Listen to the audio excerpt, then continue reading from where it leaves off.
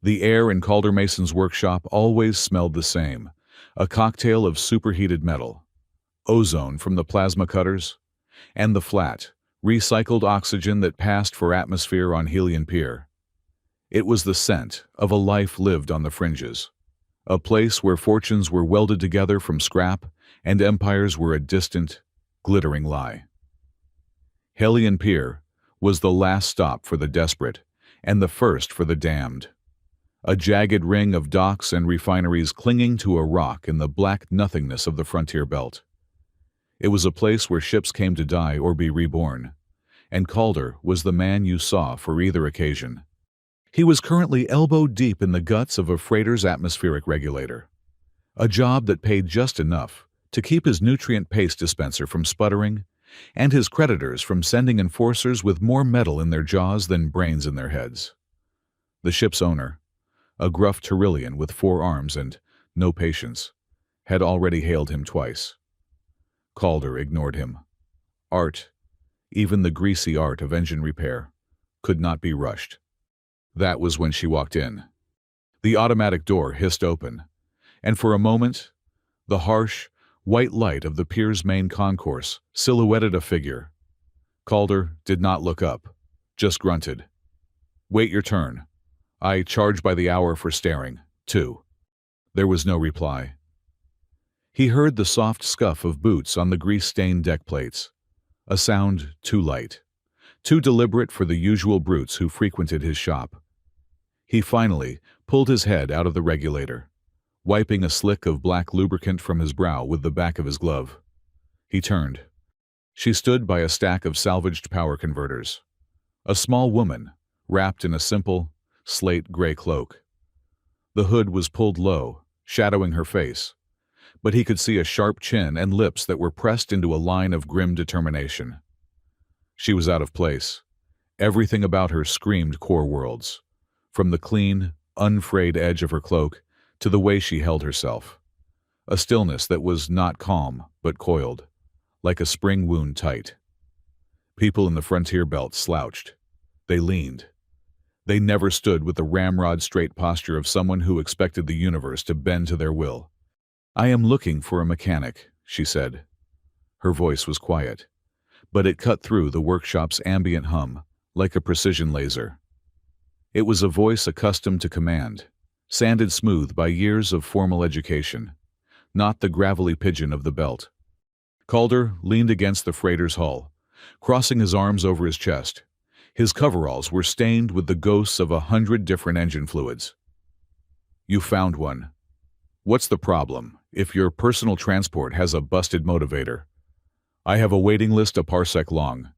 If your pleasure yacht has a scratch in the paint, you are in the wrong system." The woman did not react to his sarcasm. She simply extended a slender, gloved hand toward the back of the hangar, where his own ship, the Stray Dog, was docked next to a smaller, sleeker vessel he had taken on as a long-term storage project for some hopeful prospector. "My ship," she said, "the Eon Sable. It is dead." Calder's eyes followed her gesture. The Eon Sable was a light courier, a common enough model, but this one was pristine. Its lines were too clean, its dark, matte gray hull absorbing the light in a way that spoke of expensive, stealth-capable materials. It looked less like a working ship and more like a rich girl's toy. Dead how he asked, already annoyed. "Did you forget to recharge the power cells that will be 500 credits? And I get to call you an idiot." "The entire system is unresponsive," she replied, her tone unwavering. "The primary conduits are cold. The hard drive is silent." Calder froze. Hard drive. Only one power in the galaxy used that term. The Aurelian Empire. Their technology was ancient, bizarre, and jealously guarded. Hard drives were not just engines. They were semi-sentient, quasi-organic cores that bonded with their pilots, responding to emotion and intent as much as to physical controls. They were legends in the frontier belt, the stuff of imperial patrols and capital ships that could fold space and annihilate pirate fleets in the blink of an eye. They did not belong in a civilian hangar on Helion Pier. He pushed himself off the freighter and walked slowly toward her, his eyes narrowing. He was a survivor of Ashfall Colony, a place the Aurelian Empire had pacified into a field of glass and ghosts. He had spent his life running from the shadow of their golden eagles and gleaming warships. He did not do business with Imperials. It was his one, unbreakable rule. "That is an Imperial ship," he stated, his voice flat. "It is my ship," she corrected him gently. "I do not work on Imperial hardware," he said, turning his back on her. "Find another mechanic." "There is no other mechanic who can do what needs to be done." "Then you are stranded. Bad luck." He picked up a hydrospanner, feigning interest in a loose bolt on the regulator. His heart was hammering against his ribs. He wanted her gone. The presence of that ship in his bay was like a lit fuse. "I will pay you," she said. "I am sure you will," Calder scoffed. "Your credits are not good here. Go back to your gilded palaces and leave us scavengers to our rust. My payment is not in credits." He heard her move closer.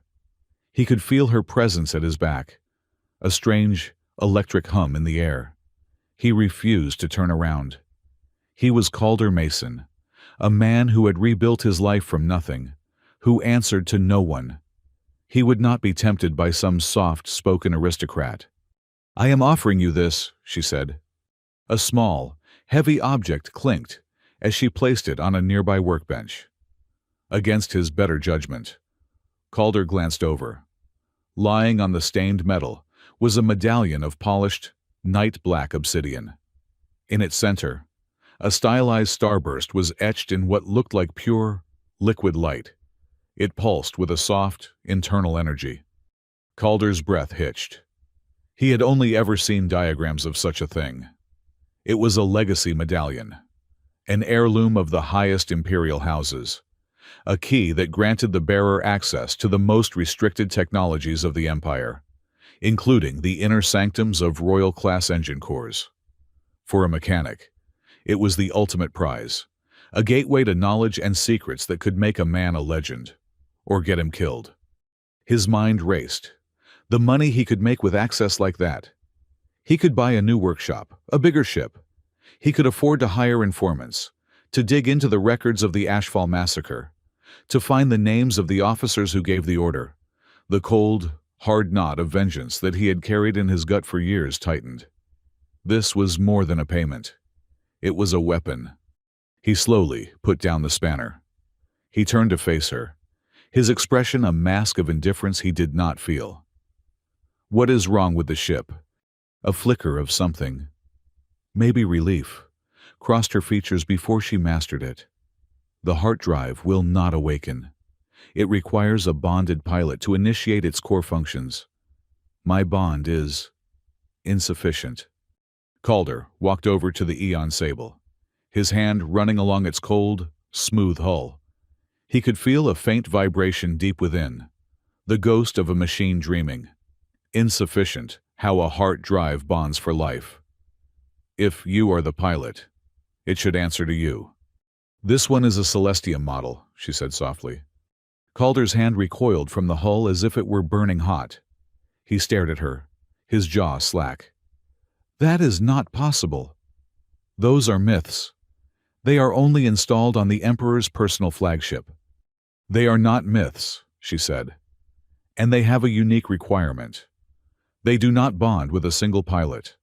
They require a pair, a matched pilot and co-pilot, their neural and emotional rhythms perfectly synchronized." He stared from the ship to the woman, then back again. A light courier with a Celestium heart drive. A mysterious woman in gray carrying a legacy medallion. Nothing about this added up. And every instinct he had honed in the brutal back alleys of the frontier was screaming at him to run. But the medallion still pulsed on his workbench, a dark star promising answers and revenge. "So you need a mechanic to hotwire a legendary piece of Imperial technology, because you cannot find a date to the dance?" he asked, his voice dripping with acid. "What happens when the Empire finds out one of their mythic engines is sitting in a scrap heap on Helion Pier?" "They will not," she said with absolute certainty. All you need to do is bypass the co-pilot requirement. Create a temporary synaptic loop that mimics a second pilot. Just long enough for me to bring the primary systems online and initiate a jump. Can you do it? It was a crazy request. An impossible one. Tampering with a hard drive was like performing brain surgery on a god. But the challenge of it, the sheer audacity, sparked something in him. And the medallion waited. "It will cost you," he said, his voice a low growl. "That medallion is just the down payment. I want double my usual rate on top." "Agreed," she said without hesitation. Calder sighed, a long, weary sound of a man who knew he was making a terrible mistake. "Fine. Get out. I need to work. Do not touch anything." She gave a single, regal nod and retreated to a corner of the workshop, melting back into the shadows. Calder watched her for a moment, then turned his attention to the ship. He picked up the medallion. It was cool to the touch, and it seemed to hum in his palm, a silent song of power and secrets. He pocketed it, the weight of it, a constant reminder of the deal he had just made with a devil he did not know. Prying open the main access panel of the Eon Sable was like trying to crack a safe. The seams were seamless, the locks magnetic and coated. It took him the better part of an hour, using a series of specialized sonic keys and a great deal of profanity, before the panel finally hissed open with a sigh of pressurized air. He peered inside, and his breath caught in his throat. It was not a machine. Not in the way he understood machines. The engine core was not a tangle of wires and conduits, but a lattice of crystalline structures, and what looked like living, silver nerve fibers. They pulsed with a soft, blue light. And at the center, suspended in a web of energy, was the heart. It was a sphere of roiling, contained plasma, shifting through 1,000 colors, and it seemed to watch him. He could almost hear it, a low, thrumming whisper at the edge of his hearing. A Celestium heart drive. All the legends were true. He could also see the problem. A primary energy conduit had been deliberately severed. It was a clean cut, the work of a vibroblade, not in system failure. This ship had not just died, it had been murdered. Someone had wanted this vessel grounded, and they had known exactly where to cut. "Your ship did not just break down," he called out into the hangar. "It was sabotaged." From the shadows, her voice was calm. "I am aware." Calder shook his head. This was getting worse by the second. He was not just a mechanic now. He was tampering with the evidence of a crime. A high-level imperial crime. No doubt. He took a deep breath, pushing the thought aside. He had a job to do. Get paid. Get out. He unspooled a diagnostic cable from his toolkit and carefully attached it to a port near the severed conduit. The data that streamed onto his wrist-mounted display was gibberish, a cascade of encrypted symbols that would have been impenetrable to anyone else. But Calder had spent years studying the fragments of imperial tech that trickled down to the frontier. He saw the patterns, the ghost of a logic hidden beneath the security layers. The core was dormant, locked in a protective state. To repair the conduit, he needed to wake it up, just for a moment. And to do that, he had to convince it he was its other half. He needed to build the synaptic loop his client had requested. He worked for hours, splicing microfilaments and rerouting energy flows, building a complex feedback system that would, in theory, trick the heart into thinking a second mind was touching it. It was delicate, dangerous work. One wrong connection could send a feedback pulse through the entire system, turning the priceless engine into a lump of fused crystal. Finally, he was ready. He had created a bypass circuit that terminated in a single, exposed crystalline node on the main control board. All he had to do was touch it. The circuit would read his own biosignature and neural patterns, amplify them through the loop he had built, and present them to the heart as a secondary pilot. It was a crude, brutal solution, like using a sledgehammer to play a violin. but it was the only way. "I am activating the bypass," he announced, his voice tight with concentration.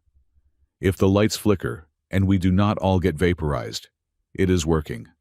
He reached into the engine cavity, his fingers hovering over the glowing node.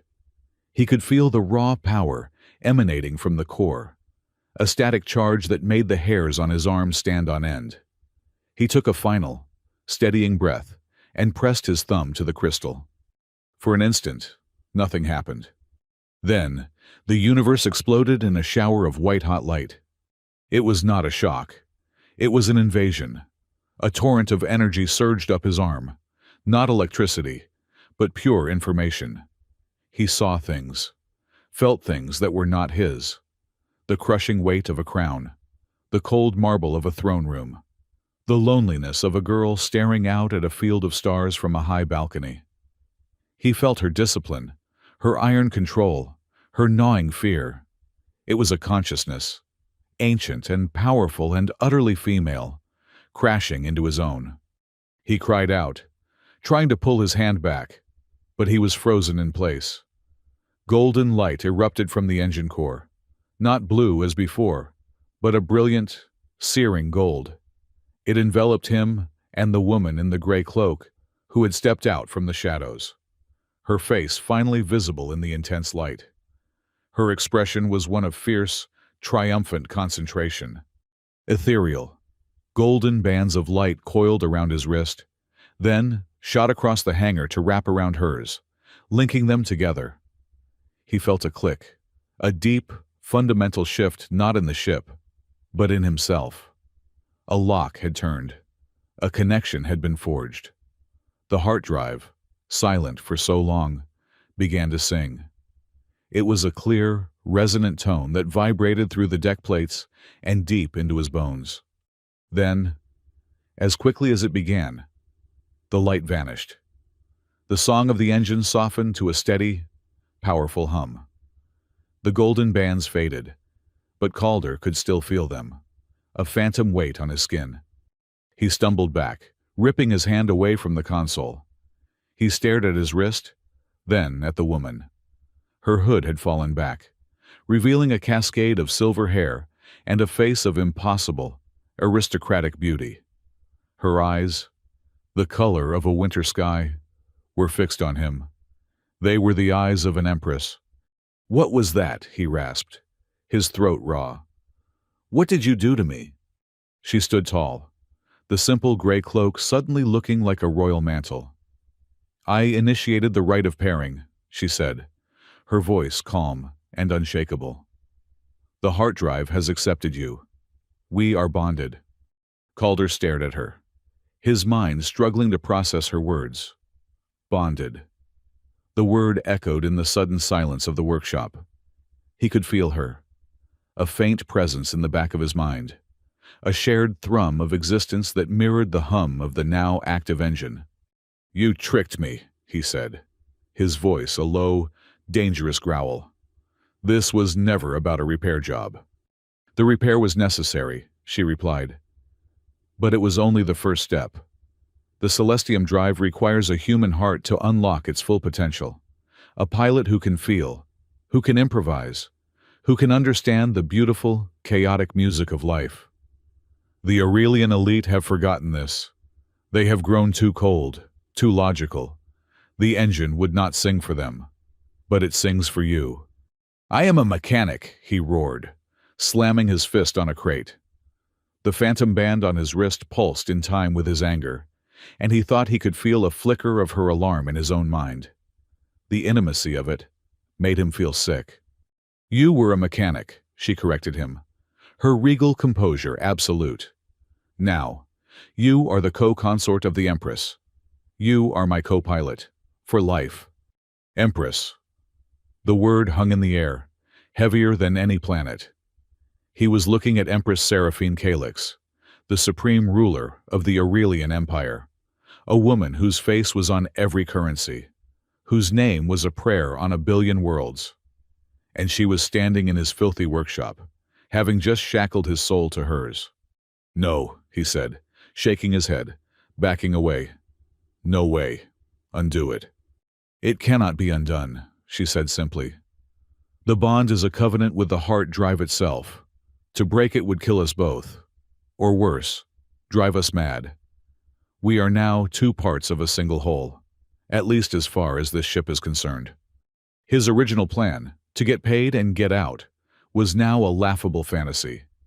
His new plan, to get unbound and get away, was apparently impossible. He was trapped, tied to the one person in the galaxy he despised on principle, the living symbol of the regime that had destroyed his home and his family. Why, he demanded? Why me, some random grease monkey on a forgotten rock? Not random, she said, her gaze intense. I have been searching for a long time. The heart drive chose you, Calder Mason. When you touched the circuit, it felt your past. It heard the song of ashfall in your heart, a song of survival, of rage, of a profound and terrible love for what was lost. It recognized you. It needs that fire to awaken the Eon Crown. Before Calder could demand what the Eon Crown was, the world outside his workshop erupted into chaos. The sharp, silent blasts of plasma fire lit up the concourse, followed by the screams of panicked dockworkers. Red security alerts flashed across the hangar's main viewport. Halion Pier was under attack. Seraphine's composure finally cracked.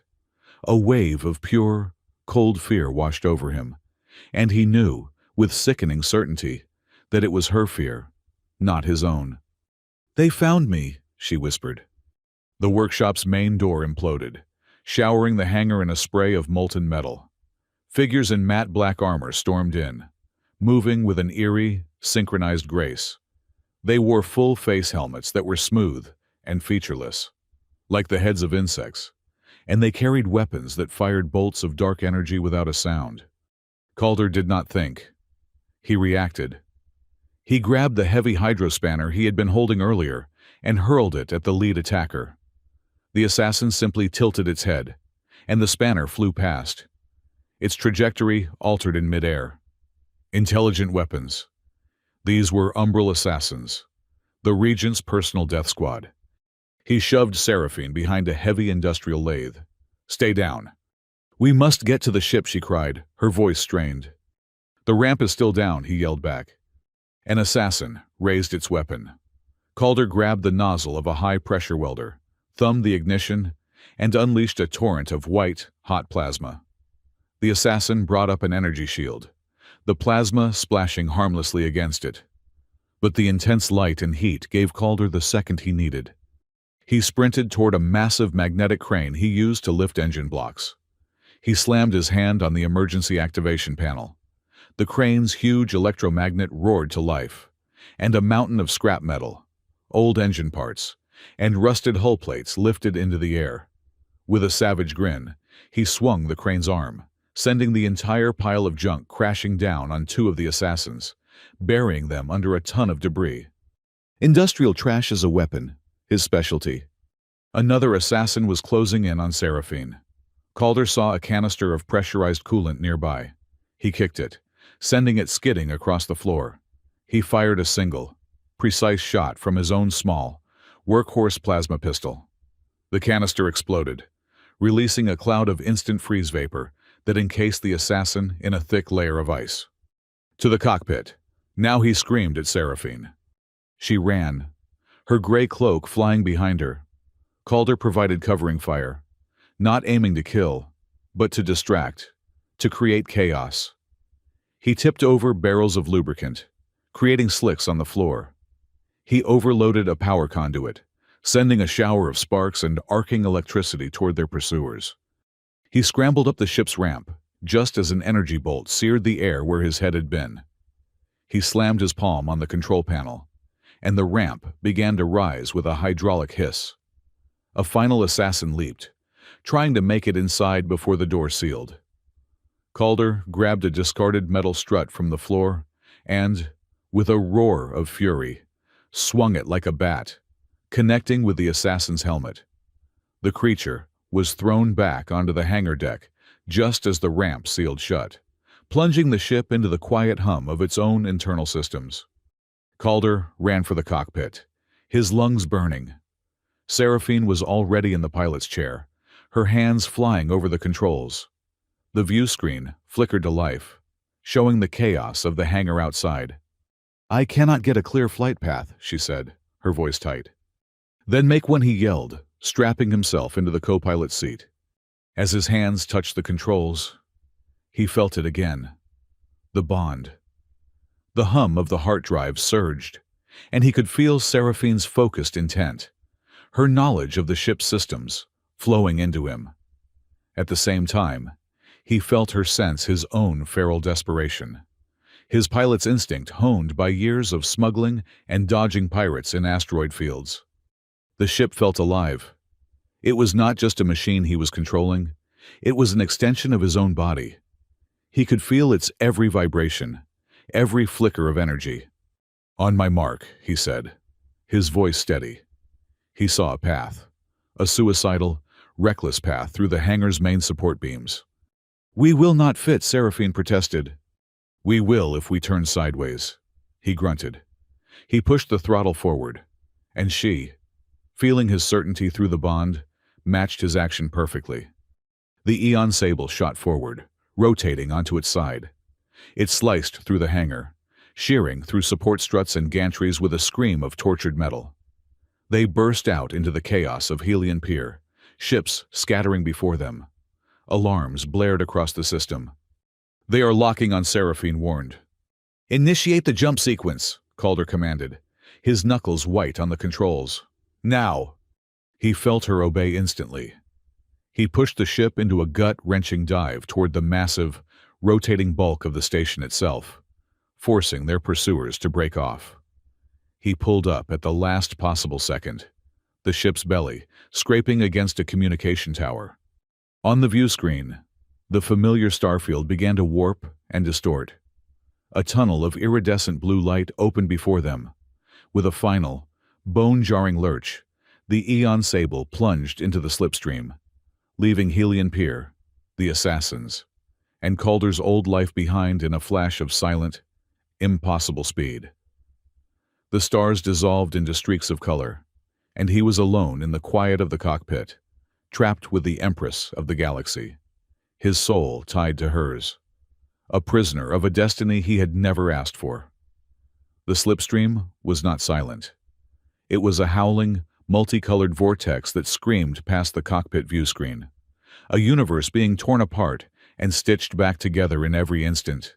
Inside the Eon Sable, however, the only sound was the steady, powerful hum of the heart drive and Calder's ragged breathing. He was slumped in the co-pilot's chair, his hands still gripping the controls, his knuckles white. The adrenaline from the escape was beginning to fade, leaving behind a cold, hard rage. He turned his head slowly to look at the woman in the pilot's seat. Empress Seraphine Calyx. She sat perfectly upright, her hands resting calmly in her lap, her silver hair like a spill of moonlight in the dim glow of the instruments. Her face was a mask of serene control, but Calder could feel what was beneath it. It was a tremor, a faint, high-frequency vibration of fear and exhaustion resonating at the back of his own mind. The bond, this cursed, metaphysical leash she had chained him with, was a two-way street. He could feel the sheer weight of her anxiety, the terror of being hunted, hidden beneath layers of imperial discipline thick as a warship's hull. He hated it. He hated the intimacy of it, the violation of his own thoughts and feelings being muddied by hers. "Get out of my head," he snarled. Seraphine's eyes, the color of a frozen sky, met his. "I am doing no such thing. This is a passive effect of the bond. I feel your anger. It is like standing next to a furnace." "Good," he said, unbuckling himself from the chair. "Maybe you will get burned." He stood up, pacing the small confines of the cockpit. He felt like a caged animal. "You will turn this ship around. Take me back to Helion Pier. You can drop me off and be on your merry way, Your Majesty." "That is impossible for several reasons," she replied, her voice maddeningly calm. First, Hellion Pier is now a hunting ground crawling with Umbral assassins and likely a fleet belonging to the Regent. Second, we cannot simply go our separate ways. I told you, the bond is permanent. Everything can be broken, Calder shot back. Not this, she insisted. She gestured to a glowing inscription that had appeared on the central console, a series of interlocking golden rings. The Aurelian Concord is the oldest law governing heart drives. It states that once a pairing is initiated, a severing of the bond would cause a catastrophic synaptic backlash. When the drive is idle, it would result in madness. When it is under the strain of combat or a slipstream jump, it would be instantly fatal for both pilots. The heart itself would likely implode. Calder stared at the inscription, then back at her. The fury inside him was so immense, it felt like it would choke him. So you have not just kidnapped me. You have given me a life sentence. With you. I have saved your life, she countered, her voice taking on a harder edge. And in doing so, I have saved the Empire. He let out a harsh, barking laugh. The Empire. The same Empire that turned Ashfall Colony into a graveyard. That Empire can burn for all I care. A flicker of something crossed her face. For the first time, he felt a wave of her own emotion that was not fear, but a deep, aching sorrow. It was so potent, so raw, that it momentarily silenced him. The bond pulsed, and in that instant, he felt the loneliness of her position, a crushing isolation that no amount of power or wealth could alleviate. He saw a flash of a memory, her memory, of standing before a vast assembly, 1,000 eyes on her, yet feeling completely and utterly alone. He shook his head, pushing the unwanted feeling away. I do not care about your problems. I had a life. I had a workshop. It was not much, but it was mine. And now you have a galaxy to save, she said, her composure returning. The man hunting us is Regent Aldrich Thorne. He was appointed to guide the Imperial Court until I came of age. But he has no intention of relinquishing power. He has allied himself with a cult of machine worshippers, the Chorus of Null. Catchy name, Calder muttered, crossing his arms. They believe emotion is a flaw, a chaotic element that must be purged from the galaxy for true order to be achieved. Seraphine continued, ignoring his sarcasm. They despise the heart drives because they function on empathy and intuition. They want to replace them all with their own cold cores, engines of pure logic that they alone can control. Aldrich is their puppet. He uses their assassins and their ideology to consolidate his power. They were the ones who sabotaged my ship, hoping to strand me and force me to abdicate. Calder leaned against the cockpit wall, the thrum of the engine vibrating through his boots. As much as he hated her, he was a mechanic. The idea of replacing a living, singing heart drive with a sterile, cold machine offended him on a fundamental level.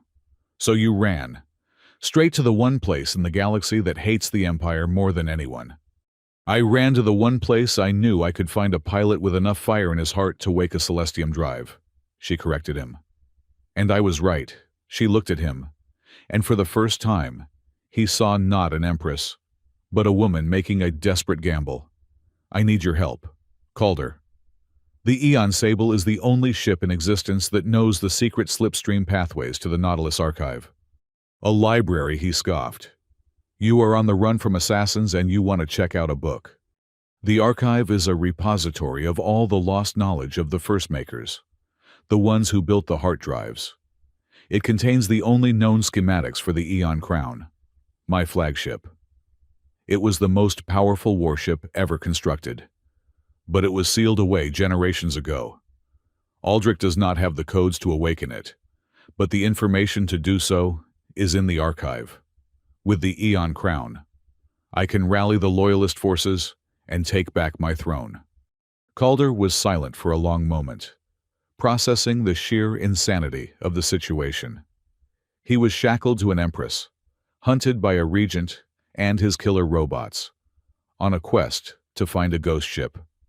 His life had officially become a bad holodrama. But he was also a pragmatist. He was stuck. If she died, he died.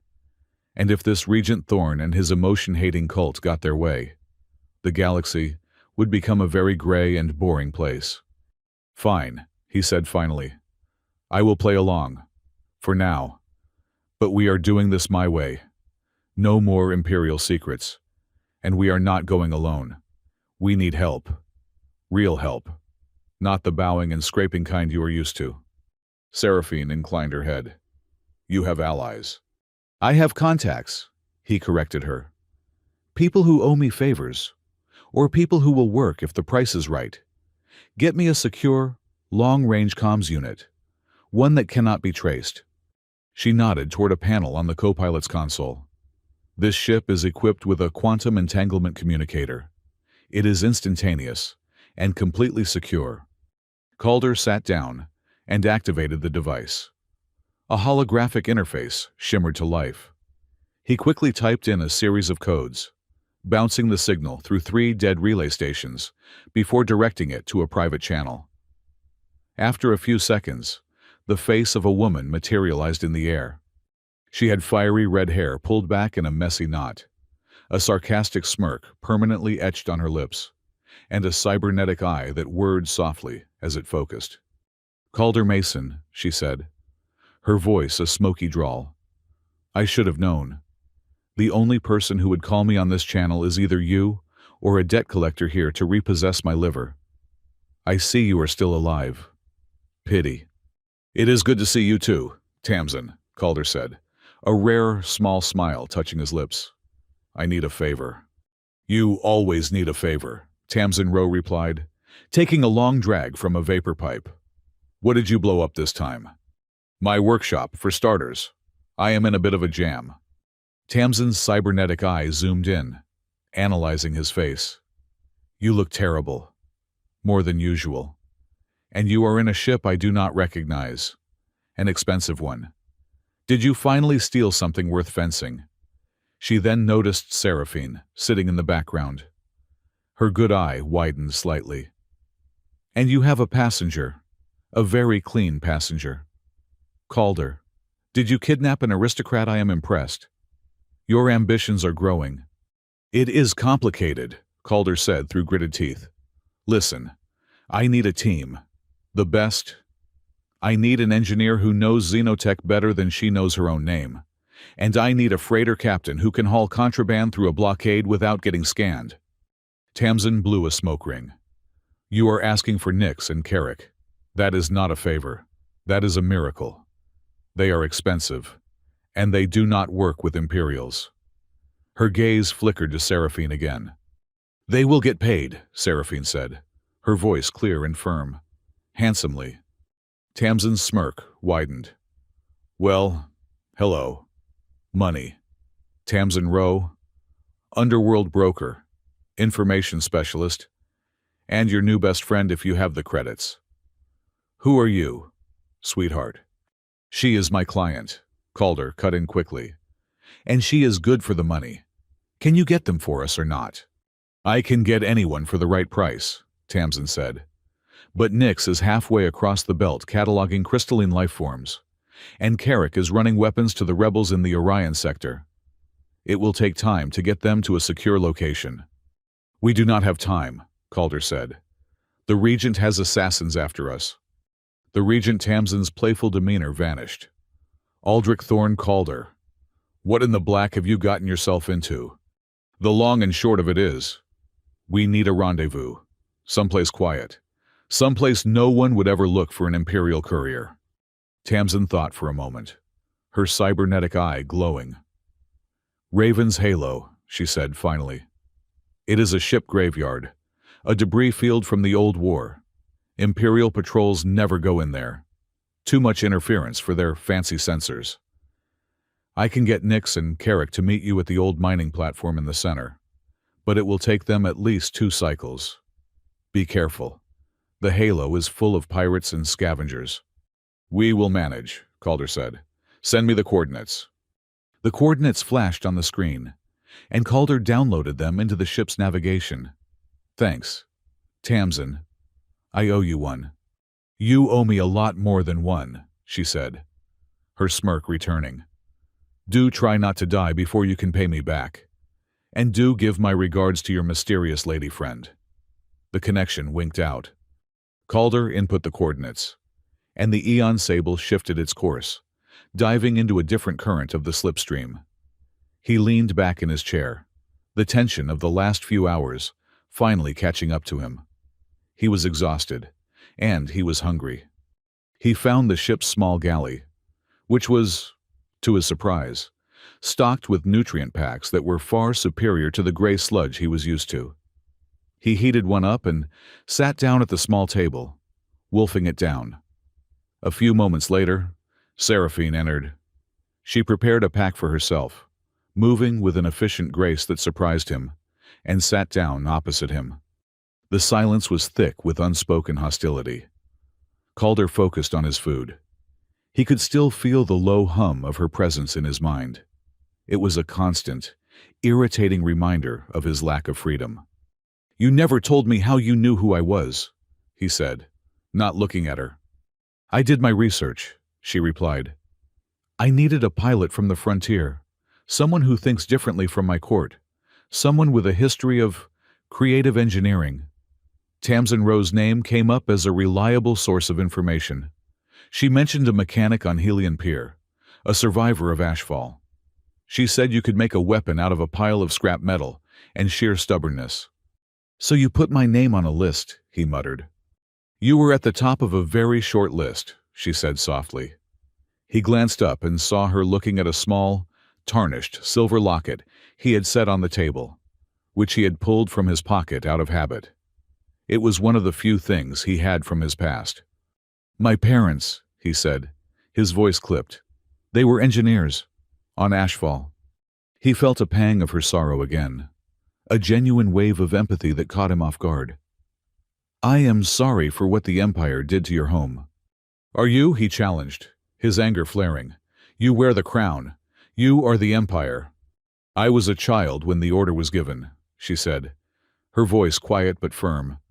An order signed by a council under the guidance of Aldrich Thorne, in my name, a fact he uses to his advantage. It is one of the many injustices I intend to correct. Her words did little to soothe the ancient wound in his soul, but the sincerity he felt from her through the bond was undeniable. He hated that he could feel it. He hated that it made her seem less like a symbol and more like a person. He fell silent, tracing the pattern on his locket. He could almost smell the metallic tang of his father's workshop, hear his mother's laugh. They were ghosts, but they were his ghosts. He noticed Seraphine was staring out the galley's small viewport at the swirling colors of the slipstream, her expression distant and profoundly sad. What is it like? He asked, the question escaping before he could stop it, being an Empress. She turned to him, a flicker of surprise in her eyes. It is cold, she said after a moment. You are surrounded by 1,000 people, but you are always alone. Every word is calculated. Every gesture is political. You are not a person. You are an institution, a symbol of purity and stability for the throne. The Virgin Empress, they call me, a title that ensures no consort or marriage can complicate the line of succession. It means I belong to the Empire, and not to myself. The confession hung in the air between them. For the first time, Calder saw the cage her crown represented. They were both prisoners, he realized, just of different kinds. The Eon Sable dropped out of the slipstream with a lurch that threw them both against their restraints. The view screen cleared, revealing not the black of empty space, but a terrifying vista of twisted metal. They had arrived at Raven's Halo. It was a graveyard of giants.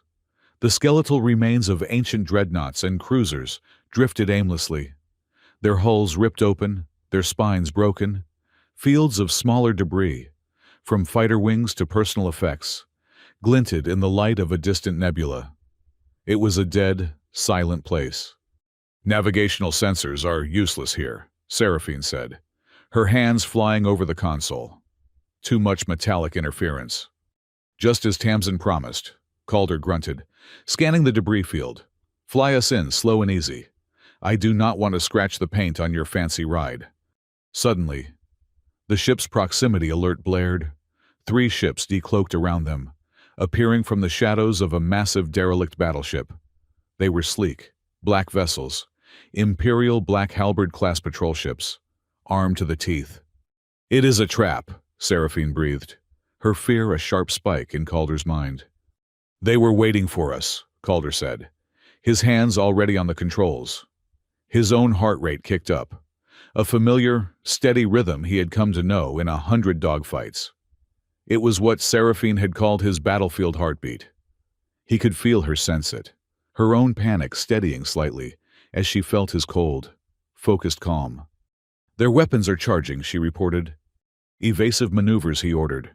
He yanked the control stick, and the Eon Sable dived, weaving through the metallic wreckage. Plasma bolts sizzled past their cockpit. Their tactics are standard Imperial fleet doctrine, Seraphine said, her mind working furiously. They will try to box us in, a pincer movement. Good thing I do not play by the rules, Calder said with a grim smile.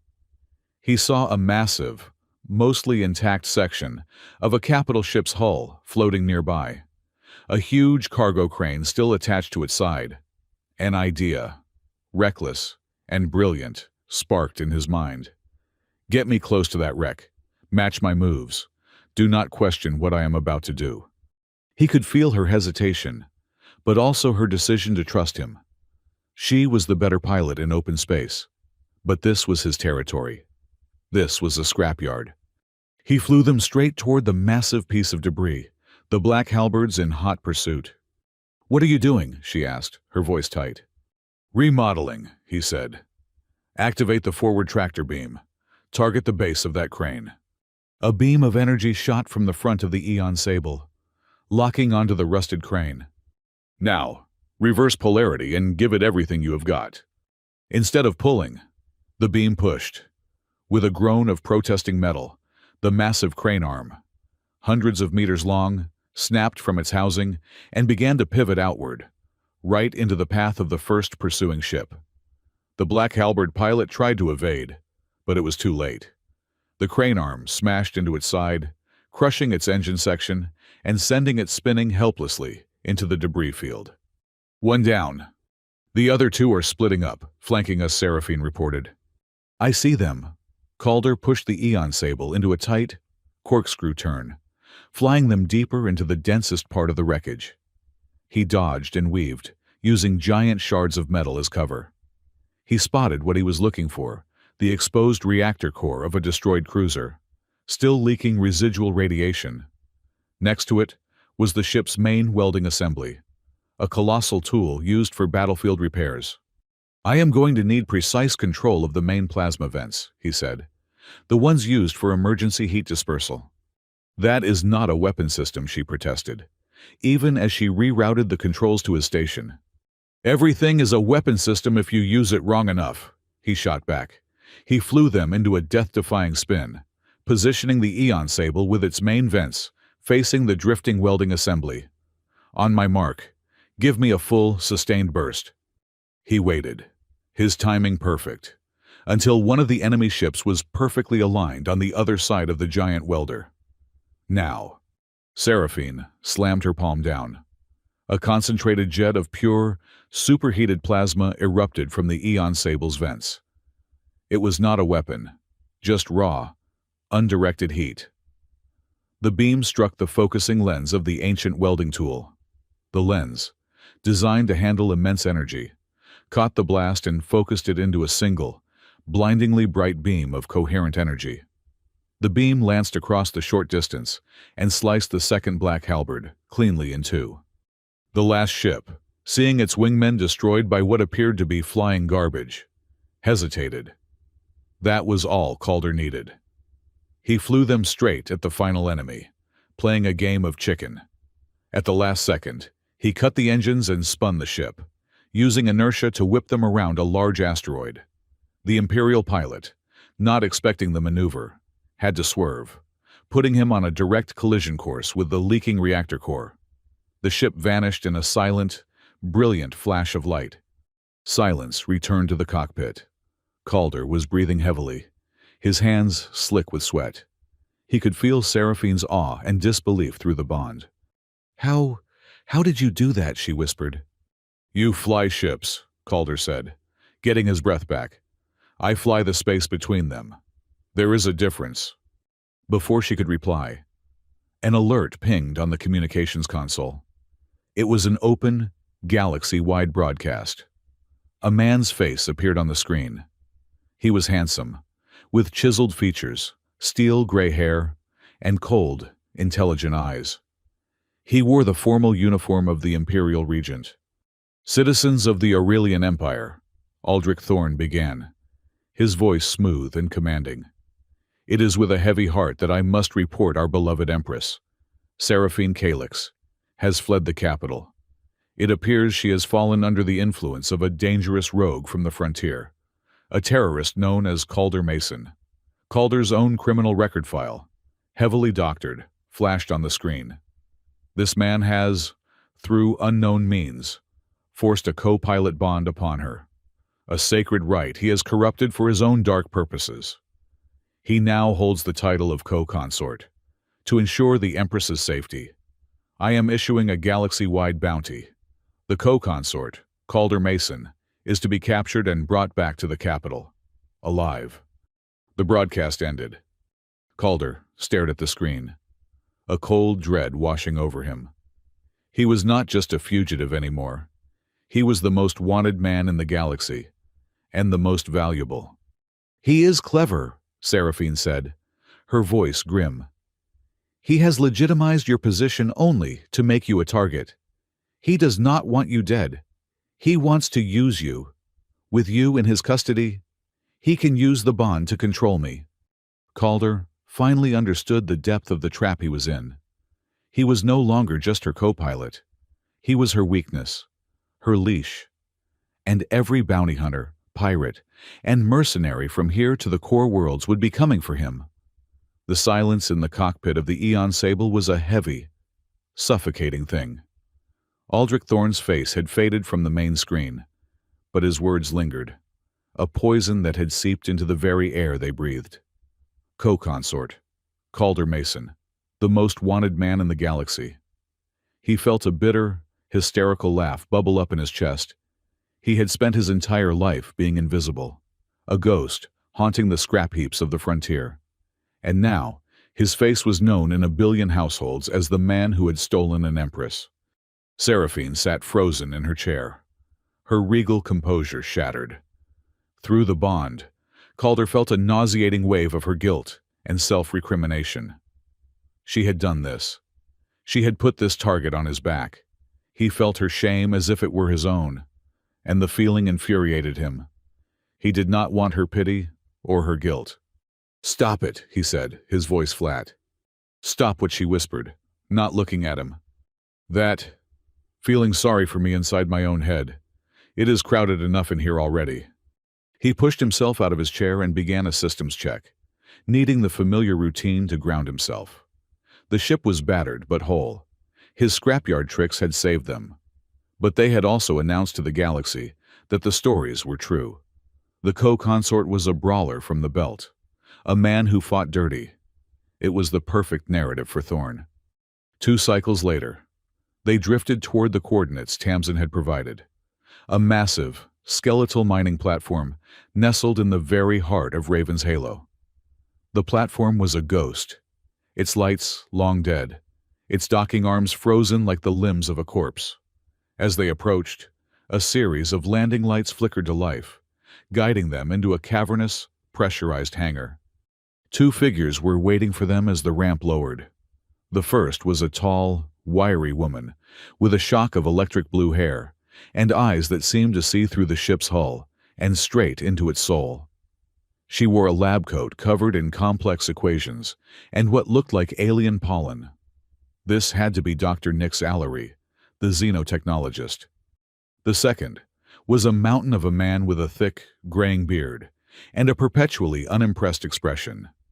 He was dressed in the battered, practical gear of a freighter captain, his heavy arms crossed over his chest. Carrick Dune. His ship, the Void Trader, a heavily modified and likely illegal cargo hauler, was docked nearby. "By the burning stars," Carrick grumbled, his voice a low rumble. Tamsin was not exaggerating. "That is an Imperial courier, the latest model." Nyx, however, was not looking at the ship. She was looking at Calder and Seraphine, her head cocked with an almost bird-like curiosity. "Fascinating," she murmured. "The energy signature is symbiotic. I have never seen a bioresonance field quite like it. It is like you are harmonizing." "We are not harmonizing," Calder said, stepping onto the hangar deck. "We are stuck. This is Dr. Nyx Allery and Carrick Dune. He is the talkative one." "I see," Carrick said to Nyx. He then fixed his gaze on Seraphine. Tamsin said the pay was good. She did not say we would be working for the Empress herself. My price just doubled. "It will be met," Seraphine said, her voice steady, though Calder could feel the tremor of her nerves. She was on their turf now, a queen without a court. Nyx stepped forward, her eyes wide with scientific zeal. "May I the bond? I have to study it." She reached a hand out, and a scanner whirred to life from her wrist. Calder instinctively stepped in front of Seraphine. "Back off. We hired you for your skills, not to turn us into a science experiment." Nyx sighed dramatically. "Such a brute. Fine. Business first. Groundbreaking discoveries later." Tamsin briefed us. "You need to get to this Nautilus archive to find a ghost ship to fight a usurper. It is the single stupidest plan I have ever heard. I love it." "I am not fighting the Regent for her," Carrick stated flatly, jerking a thumb at Seraphine. "I am doing this for the credits, and to get my last shipment of contraband past his new blockades. You mess with trade. You mess with me. As long as that is clear, we have a deal." With their reluctant alliance formed, they began the journey. The coordinates to the archive were not a place, but a riddle, a complex, stellar equation that Seraphine had to solve. For days, they traveled, the Void Trader running silent escort for the Eon Sable. The time in the close confines of the ship was a slow form of torture for Calder. He was constantly aware of Seraphine, of her disciplined sorrow and her fierce resolve. He learned she slept little, spending most of her nights staring at star charts, her mind a whirlwind of strategy and fear. She, in turn, felt the deep, unhealed wound of his past, the phantom ache of ashfall that never truly left him. Finally, Seraphine cracked the final sequence. The coordinates led them to a seemingly empty patch of space, distinguished only by a faint, shimmering distortion. "We are here," she announced. Here where Carrick's voice crackled over the comm. "There is nothing but static and bad memories."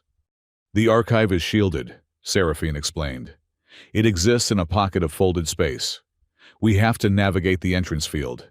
It is a maze." As the Eon Sable approached the distortion, the space around them warped. Shimmering walls of light and color appeared, forming a vast, shifting labyrinth. Seraphine took the controls, her brow furrowed in concentration. She tried to apply logic, to map the patterns and predict the path. But every time she chose a direction, the walls would shift, closing her in. The ship shuddered as it grazed a wall of pure energy. "It is not working," she said, frustrated. "The patterns are not logical. They are chaotic." Calder watched the shimmering walls. He could feel something from them, a faint hum that resonated with the heart drive. It was like music, a complex and dissonant melody. He closed his eyes, focusing on the feeling. He could feel the pathways, not as lines on a map, but as emotional currents. One path felt like sorrow, leading to a dead end. Another felt like anger, a burning, impassable wall. But there was another, a faint thread of what felt like hope. It was a gentle, flowing current. "Let me try," he said. Seraphine looked at him, surprised. "You cannot possibly navigate this. It requires an understanding of multidimensional geometry." "No, it does not," he said, placing his hands on his own console. "It requires listening." He did not fly the ship with his eyes. He flew it with his heart. The central control panel in front of him transformed, the hard light controls softening into a fluid, resonant surface. He placed his hands on it, and as he did, he felt the heart drive connect with the maze. He let his instincts guide him, his fingers dancing across the surface as if playing an instrument. He pushed them through the current of hope, dodged a sudden, sharp spike of fear, and then followed a gentle, meandering stream of curiosity. He could feel Seraphine's astonishment through the bond, her logical mind struggling to comprehend how his intuitive, emotional responses were charting a perfect course. The walls of light grew brighter, the music swelling into a triumphant chorus. Then, they broke through. The ship floated into a vast, silent space. Before them was the Nautilus Archive. It was not a station or a ship. It was a colossal, living organism, like a great cosmic whale made of crystal and light. Its crystalline skin pulsed with soft inner light, and great, silent tendrils drifted in the void. The first makers did not build the archive. Nyx's voice whispered in awe over the comm. They grew it. A beam of soft light enveloped the Eon Sable, pulling it gently inside the living library. They docked in a chamber of glowing, organic architecture. As they stepped out, the air hummed with information. The walls themselves were data streams, a silent repository of 1 billion years of knowledge. Seraphine led them to a central chamber, where a pillar of light pulsed in time with a slow, deep heartbeat. "This is the core," she said. "All we need to know is here." She placed her hand on a pedestal, and the pillar of light flared. Images, equations, and star charts swirled around them. She began sifting through the data, searching for any mention of the Eon Crown. As she worked, Calder found himself drawn to a different stream of information, a historical record of the Heart Drive project. He saw the faces of the first makers, serene and wise. He learned the truth of their creation. The heart drives were designed to be the ultimate union of technology and life. They required 2 pilots not as a fail-safe, but as a philosophical necessity. One pilot, the tactician, the mind, to guide the ship through the cold logic of space. The other pilot, the empath, the heart, to connect the machine to the chaotic, beautiful, and unpredictable pulse of life itself. The first makers believed that true power, true balance, could only be achieved when logic and emotion, reason and compassion flew as one. Only when the 2 pilots trusted each other completely could the engine reach its full, transcendent potential. He finally understood. The bond was not a prison. It was meant to be a partnership. Then he saw a name in the archives, a name that made the blood freeze in his veins. Dr. Eris Mason, his mother. Her file appeared before him, a ghostly image of her smiling face projected in the light. Her designation was listed clear as day, Senior Test Pilot, Project Celestium. He saw records of her test flights, her notes on the engine's empathic responses. He felt a swell of pride so fierce it almost brought him to his knees. His mother had not just been an engineer. She had been a pioneer, one of the few chosen to fly the most advanced engine ever created. Then he saw the final entry, a single, cold line. Subject lost during the Ashfall pacification. Project files sealed under Imperial edict. The world tilted on its axis. Ashfall. She had not died in some random accident. She had been there, during the massacre. The event that had defined his life, the source of all his pain and hatred, was now inextricably linked with the mother he had lost. The pain in his heart was a physical thing, a shard of ice. He felt Seraphine's concern wash over him through the bond, a gentle hand reaching out in the dark. But he pushed it away. This was his pain, not hers. "Take us to these coordinates," he said, his voice a hoarse whisper. He uploaded a location from the archive, his home. Seraphine looked at the coordinates, then at his face. She saw the raw grief there, felt the echo of his agony in her own soul. She simply nodded. The slipstream jump was short. They emerged into a system choked with the ghosts of the past. Ashfall Colony was a dead world, its surface a patchwork of blackened glass and skeletal ruins under the light of a mournful, red star. It was a tomb. Calder took a shuttle down, ignoring the protests of the others. He needed to do this alone.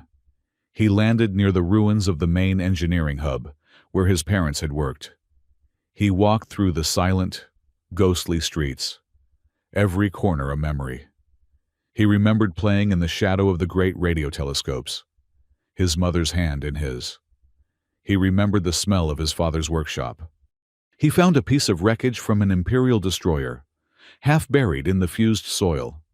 Scrawled on its side was a stenciled code, a fragment of a kill order.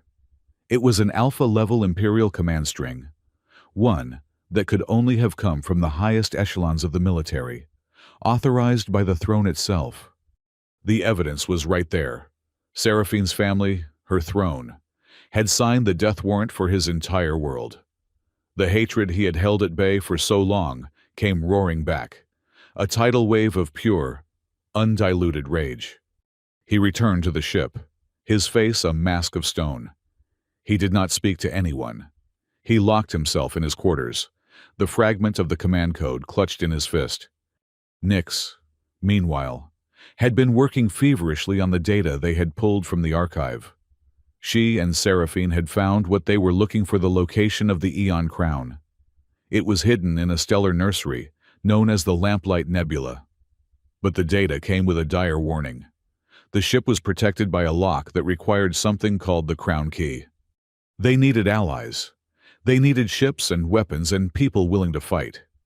Their next destination was Freeport Aurex, a bustling, lawless trading hub built into a collection of hollowed-out asteroids. It was the de facto capital of the Fringe, a place where dozens of non-human species and exiled human factions coexisted in a state of chaotic, vibrant harmony. When they arrived, the news of Regent Thorne's bounty had preceded them. Every eye in the crowded station followed Calder. Whispers and rumors trailed in their wake. Thorne's propaganda machine was working overtime, painting Calder as a mesmerist, a con man who had seduced the Empress to steal her power. Seraphine could see the suspicion in people's eyes, and her guilt intensified. She had made him a pariah. With Tamsin's help, they arranged a meeting with the leaders of the major fringe alliances, a council of grizzled human rebels, towering, insectoid Cathar merchants, and silent, crystalline phylons. They gathered in a smoky cantina, the air thick with mistrust. Seraphine tried to appeal to them as their empress, promising them recognition and a voice in a reformed empire. They were unmoved. They had heard promises from the throne before. They saw her as another golden aristocrat, disconnected from their struggles. The negotiations were failing. Then Calder, who had been silent the entire time, stepped forward. He did not look at the leaders as a politician, but as a man. He held up the piece of wreckage from Ashfall. "The Empire did this," he said, his voice quiet, but carrying across the room. "They burned my home. They killed my family. I hate the Empire more than any of you." He looked at Seraphine. She did not give the order. She was a child. The man who did, Aldrich Thorne, is the same man who now calls me a traitor. He wants a galaxy of cold machines and silent obedience. He wants to crush anyone who is different, anyone who does not fit his perfect, logical order. He then turned back to the fringe leaders. "I am not asking you to fight for her," he said. gesturing to Seraphine. I am not asking you to fight for an empire. I am asking you to fight for your children, for your homes. We people of the fringe. We look after our own. We protect the weak. We defend our families. That is the only law that matters out here. Thorn and his chorus of Null want to take that away. They want to turn our hearts into stone. I will not let them. I will fight them. I do not care if I have to do it alone. His words, simple and raw, cut through the political posturing. He was not speaking of power or territory. He was speaking of values they all understood. A murmur went through the crowd. The Cathar merchant clicked its mandibles in agreement. The leader of the human rebels gave a slow, deliberate nod. Calder had given them not a political cause, but a moral one. The fringe would fight. Later that evening, Seraphine found him on the highest observation deck of the station, a great transparent dome with no artificial gravity. They floated in the silence of zero gravity, watching the endless river of stars flow past. "What you did back there," she began softly. "Thank you." Calder did not answer. He just stared out at the void. "I saw the code you found," she said, her voice filled with pain. "On the wreckage. I know what you must think of me." The guilt she felt was a physical weight, pulling her down even in the absence of gravity. "I have put you in an impossible position. I forced this bond on you. I made you a target for the entire galaxy. I have dragged you into a fight that has already cost you everything." She drifted closer to him, her silver hair floating around her head like a halo. Her eyes were shimmering with unshed tears. "I am so afraid," she confessed, her voice barely a whisper. "All my life, I have been a symbol, an object, untouchable, the Virgin Empress. I have never chosen anything for myself. I have never been touched by anyone out of affection, only ceremony. I do not know how to connect with people. And now, I have chained you to me, and I am terrified that my weakness, my isolation, will be the death of us both." Her vulnerability was a stark, painful thing. He saw not an empress, but a lonely young woman buckling under the weight of a universe. The rage in his heart, the cold fire of Ashfall, warred with the empathy he felt for her through the bond. He saw his own loneliness reflected in her eyes. He reached out and took her hand. His touch was hesitant at first, then firm. He turned her to face one of the ship control interfaces embedded in the dome's wall. He placed his other hand on the cool, smooth surface. "I do not forgive the Empire," he said, his voice low and steady. "And I will never forget Ashfall. But I am not fighting for the past anymore. I am fighting for them." He nodded toward the bustling station below. "For the people who deserve a choice. Aldrich Thorne took that away from my parents. I will not let him take it from anyone else." He looked directly into her eyes. "You are not alone in this. I will not abandon you." It was a vow, not of a subject to his queen, but of a partner to his pilot. As he spoke, something extraordinary happened. Deep in the orbiting Eon Sable, the heart drive felt the surge of their shared resolve, their moment of absolute, unguarded trust. It flared with a brilliant, golden light, a pulse of energy so powerful that it was visible even from the station, a new, bright star in the darkness. At that same moment, in the ship's temporary lab, Nyx Allery gave a shout of triumph. The final layers of the archive's data had decrypted. She ran to the comm. "Calder Seraphine, I have it," she yelled. "I know what the crown key is." Her voice filled the observation dome. "It is a biosignature, a unique emotional and genetic resonance passed down through the Calyx Imperial line. It is in your blood, Seraphine. It is the key to awakening the Eon Crown." There was a pause. "But there is more," Nyx said, her voice filled with disbelief. "The First Makers built a failsafe, a partial echo of the key. They imprinted it on the DNA of their most trusted pilots in Project Celestium to ensure the technology could never be completely lost or controlled by one person. Calder felt a cold premonition wash over him. The archive shows only one pilot was ever successfully imprinted with the Echo, Nix said, her voice awed. A woman named Empress Mason. Seraphine turned to Calder, her eyes wide with a stunning realization. The key, she whispered. It is not just in me, Calder. It is in you too. The heart drive had not just chosen him for the fire in his heart. It had recognized him. He was not just a random mechanic. He was the other half of the key. The revelation hung in the recycled air of the Eon Sable's cockpit, a truth more massive than any star. Calder was not just a pilot bound by a strange fate. He was a key, a living, breathing echo of a legacy he never knew he had. A legacy intertwined with the mother he had lost and the Empress he was shackled to. The vow he had made to Seraphine in the zero gravity of the observation deck. A promise not to abandon her. Now felt less like a choice and more like a destiny clicking into place. The anger toward the Empire still simmered in his soul, a pilot light of cold fury. But it was now complicated by a purpose that was terrifyingly larger than his own revenge. Their small flotilla, the sleek Eon Sable escorted by Carrick's brutish void trader, made the final jump. The swirling chaos of the slipstream dissolved, and they emerged into a realm of breathtaking, violent beauty. The Lamplight Nebula. It was a stellar nursery, a vast cloud of incandescent gas and stellar dust where new suns were born. Pillars of ruby and sapphire light, taller than systems, stood against a backdrop of shimmering emerald and gold.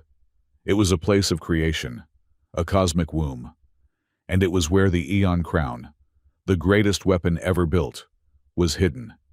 Anything on sensors? Calder asked, his voice tight. Nothing. Carrick's voice crackled over the comm. Just a whole lot of radiation and pretty colors. If there is a fleet in here, they are running colder than a debt collector's heart. They are here, Seraphine said softly. She was not looking at her console. She was staring out at the nebula, her hand resting on the arm of her command chair. Through the bond, Calder felt a chill crawl up his spine, an icy premonition that was all her own. I can feel them. As she spoke, the universe went quiet. It was not a silence of sound, but a silence of feeling. The gentle, ever-present hum of the heart drive in Calder's mind, the background radiation of Seraphine's disciplined thoughts, the faint thrum of the ship's own living energy. It all just stopped. The bond between them did not break, but it felt as if it had been submerged in ice water, the connection numb and distant. A profound sense of apathy washed over him, a gray, colorless tide that sought to drown every emotion. He looked over at Seraphine. The color had drained from her face. What is this? He managed to ask, his own voice sounding flat and distant to his ears. A nullification field. Nix's voice came over the comm, strained and alarmed. The chorus of null. They are broadcasting it. It is designed to suppress empathic resonance. It is a poison for heart drives. And then they appeared. From the shimmering veils of the nebula, a fleet of warships materialized. They were daggers of obsidian and steel, angular and merciless. At their head was a vessel that dwarfed the others, a command ship of immense size, its hull bearing the golden eagle of the Regent. Aldrich Thorne had laid the perfect trap. On the bridge of the Eon Sable, alarms began to shriek. The heart drive was sputtering, the vibrant, multicolored sphere of its core dimming to a dull, sickly gray. The ship felt sluggish, unresponsive, like a limb that had fallen asleep. I am losing power, Seraphine cried out, her hands flying over the controls. But the ship barely responded. The null field was strangling their engine from the inside out. Calder fought against the crushing wave of nothingness. He tried to feel anger, fear, anything to fight back. But the emotions were muted, distant echoes. This was how the chorus of Null fought. They did not just destroy ships. They destroyed the will to fight. "They are filtering all broadcast frequencies," Nyx reported, her voice tight with effort. "Standard counter-warfare stuff. But this field, it is not just jamming. It is actively seeking and neutralizing coherent emotional energy." Coherent. The word sparked something in Calder's mind. A memory of his father, tinkering with an old audio modulator, explaining how to cancel a sound wave with its inverse. You could not fight a coherent wave with another coherent wave. You had to smash it with chaos. "Nyx," Calder said, his voice urgent. "Patch the main comms array into the ship's public address system, and give me access to the historical audio logs. All of them." "Calder, what are you thinking?" Seraphine asked, her face pale. "I am thinking that a machine that only understands logic is not going to know what to do with nonsense," he said, a ghost of his old, defiant grin touching his lips. He began working his console, his fingers flying, pulling up audio files, a lullaby his mother used to hum. A recording of a stand-up comedian from a backwater moon, telling a terrible joke about a four-armed Tyrillian. The roar of the crowd from a gravball game he had attended as a boy. The sound of rain on the metal roof of his workshop. "Carrick," he barked into the comm. "Broadcast on all frequencies. I do not care what. Sing. Tell a story. Recite the ingredients of your nutrient paste. Just make noise." "Are you insane?" Carrick bellowed back. But a moment later, the comm crackled with the sound of the big freighter captain launching into a surprisingly tuneful, if profane, sea shanty. Calder took a deep breath and hit a single control. The ship's internal and external speakers roared to life. It was a cacophony, a tidal wave of human experience. Laughter, shouts of joy, the quiet murmur of two lovers, a child's first words, his mother's hum, Carrick's shanty, the bad joke. All of it layered on top of each other. A chaotic, non-linear, and utterly illogical symphony of life. He pushed the broadcast out. For a moment, nothing happened. The enemy fleet continued its silent, inexorable advance. Then, the first flicker of disruption appeared. One of the lead destroyers veered slightly off course, its perfect formation faltering. Another's weapon systems flickered, its targeting lock failing. "It is working," Nyx shouted. "Their filtering systems are being overloaded. They are designed to process and nullify specific emotional frequencies, like courage or fear. They cannot handle this beautiful, meaningless noise. It is crashing their processors." The suffocating gray fog in Calder's mind began to recede. He felt the first spark of anger return, then a surge of fierce, protective determination. He looked at Seraphine and saw the light returning to her eyes. The heart drive in the Eon Sable flickered, its colors beginning to swirl once more. "It is not enough to save us," she said, "but it is buying us time. Time to awaken the crown." She guided the crippled Eon Sable toward a specific point in the nebula, a place where the stellar gases swirled around a dark, empty space. It was a gravitational anomaly, a dead spot in the heart of the nursery. Here, floating in perfect, silent hibernation, was the Eon Crown. It was not a ship. It was a city. A mountain of alabaster white and gold, its lines both regal and predatory. It had been sleeping for 1,000 years. A silent, beautiful god of war. "Get us alongside," Seraphine commanded. Calder took the controls. The heart drive now responding, however sluggishly. He brought them into docking position with the ancient vessel. A magnetic clamp engaged with a heavy thud that echoed through their hull. "Nyx, we are sending you the access codes," Seraphine said. "You and Carrick, keep broadcasting. Keep them distracted." She and Calder ran from the cockpit, making their way to the docking tube. They emerged into the bridge of the Eon Crown. It was a vast, cavernous space, silent and cold. A great circular console sat in the center, dark and lifeless. "This is it," Seraphine whispered, her voice filled with awe. "The throne of command." They stepped up to the console. There were two sets of controls, two chairs, facing a view screen that was currently as black as the void. "The key," Calder said. "How do we do this?" "Together," she replied. She looked at him, her sky-blue eyes searching his. The fear was still there, but beneath it was a bedrock of trust. "Place your hands on the console. We have to open ourselves to the ship, completely. It needs both halves of the key, my lineage, and your heart." They placed their hands on the cold, smooth surface. They closed their eyes. Calder reached inward, past his anger, past his grief for Ashfall, and found the echo of his mother's legacy, the genetic imprint of the crown key. He let it flow from him, a current of energy, into the dead machine. Seraphine did the same, unleashing the power that had flowed in her family's blood for generations, the royal command signature of the Calyx line. For a heart-stopping moment, nothing happened. Then, a deep, resonant hum started, so low it was felt more than heard. A single point of golden light appeared in the center of the console.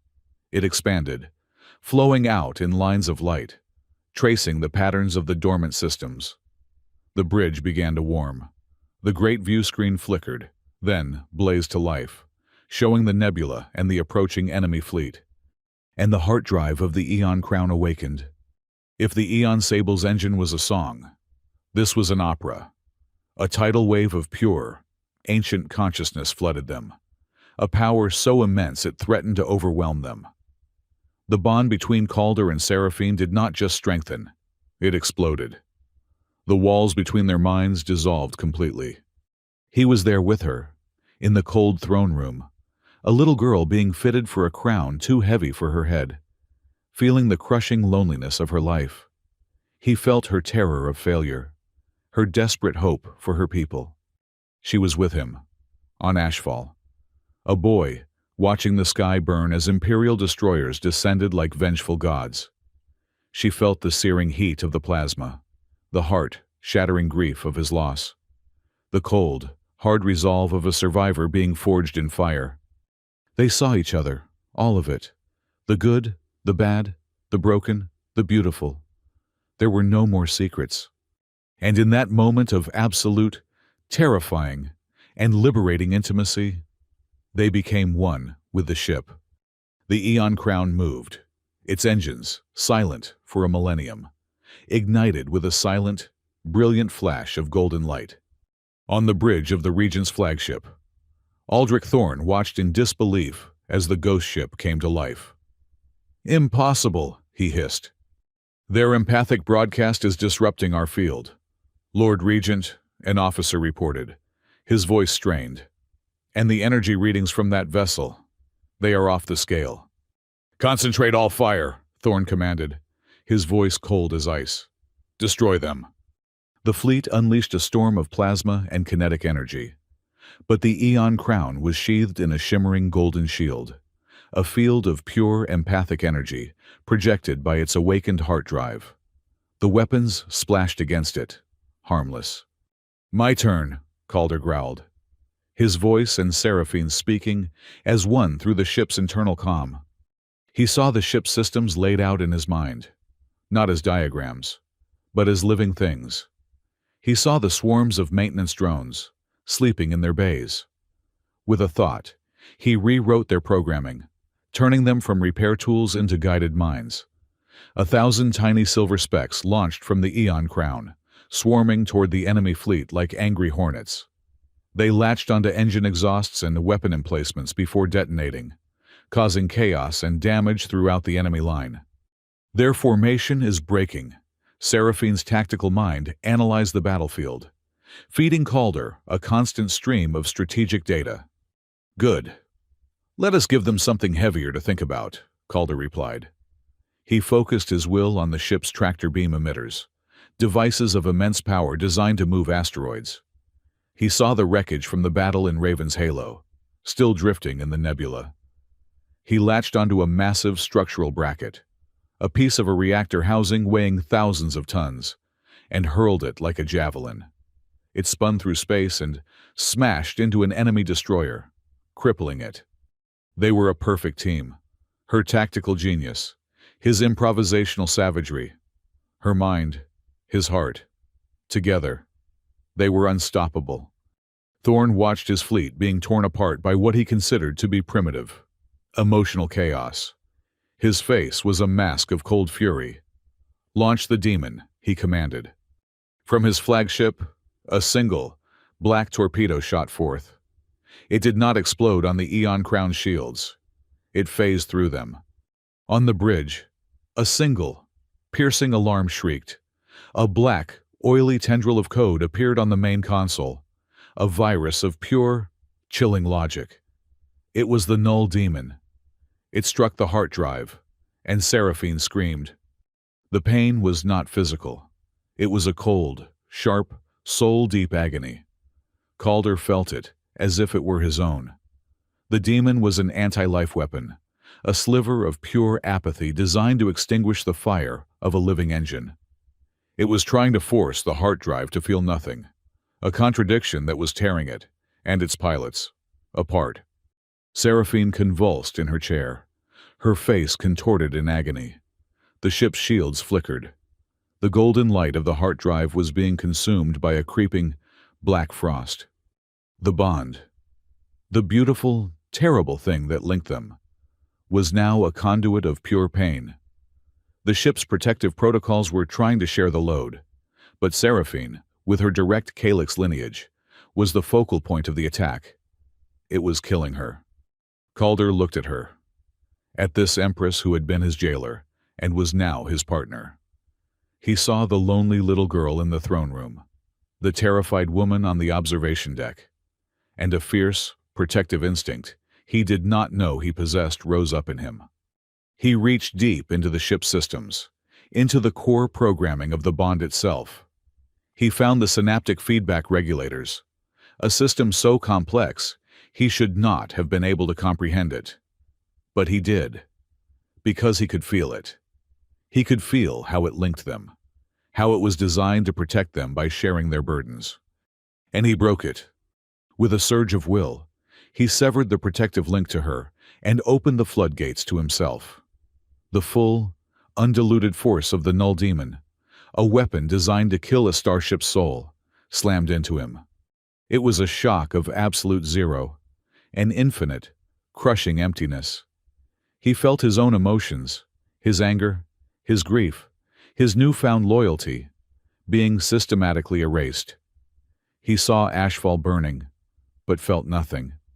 He saw his mother's face, and felt nothing. It was the death of the self, a cold, silent scream in the void of his own mind. His body went rigid. Blood trickled from his nose. His vision grayed at the edges. But before the darkness took him, he looked over at Seraphine. The agony had left her face. She was staring at him, her eyes wide with horror and understanding. He gave her a weak, bloody grin.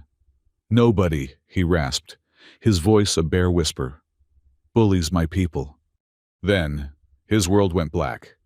Just as the Regent's fleet began to press its advantage against the faltering Eon Crown, the stars began to move. Dozens of new slipstream portals tore open at the edge of the nebula. It was not an Imperial fleet that emerged. It was a chaotic swarm of ships, rugged freighters, modified asteroid miners, sleek pirate vessels, and lumbering Cathar merchant cruisers. The fringe had arrived. At their head was the Void Trader, its comms broadcasting Tamsin Rowe's voice on all channels. "Looks like you started the party without us, Your Majesty. We are here to crash it." The battle turned into a vicious, close-quarters brawl. The Fringe fleet, with no respect for formal tactics, swarmed Thorne's perfectly ordered fleet, turning the battle into a chaotic dogfight. On his flagship, Thorne saw his advantage vanishing. He had lost 2 of his best ships. His nullification field was in tatters, and he was now facing a foe he could not predict or control. With a snarl of frustration, he gave the order, Recall the demon. Retreat to Citadel Solace. Full speed. The black, oily virus disengaged from the Aeon Crown's heart and retreated. The Regent's fleet turned and fled, vanishing into the slipstream, leaving the victorious but battered Fringe Alliance floating in the silent, glittering dust of the Lamplight Nebula. On the bridge of the Aeon Crown, Seraphine rushed to Calder's side. He was slumped in his chair, unconscious, a faint, cold aura clinging to him. The ship was theirs. The battle was won. But the Null Demon had left its mark. A sliver of its cold, deadening code remained embedded in the heart drive. A shard of ice in its soul, a latent poison that, if left unchecked, would eventually kill the engine, and them with it. Nyx's voice came over the comm, sober and grim. Seraphine, we have analyzed the demon's retreat signature. It is not gone. It is dormant, and it is still linked to its source. The only way to purge it completely is to destroy the broadcast device that created it. Seraphine looked at Calder's pale, still face, then at the star chart showing the location of the Imperial capital. "Where is it?" Nyx, she asked, her voice dangerously calm. "It is a broadcast tower," Nyx replied.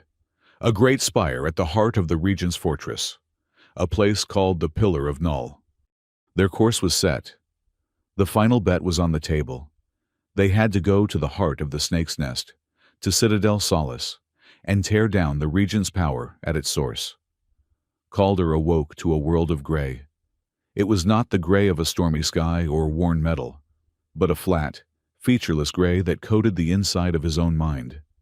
The backlash from taking the full force of the Null Demon had receded, but it had left a scar, a cold spot in his soul where emotions felt distant and muted. He sat up on the medical bay cot aboard the Aeon Crown. The ship was silent around him, a deep, resonant quiet that was vastly different from the dead silence of the Null field. This was the quiet of a sleeping giant. Seraphine was sitting in a chair by his side, watching him. The exhaustion was plain on her face, etched in the faint, dark circles under her eyes, but her gaze was clear and steady. The terror of the battle was gone, replaced by a calm, hard resolve. When their eyes met, the bond flared, and he felt her relief so keenly it was like a physical warmth against the coldness inside him. "You are awake," she said, her voice soft. "How long?" he asked. His own voice was a hoarse rasp. 12 hours, she replied. Nyx said the synaptic shock was severe. She had never seen anyone survive a direct neural assault from a null weapon.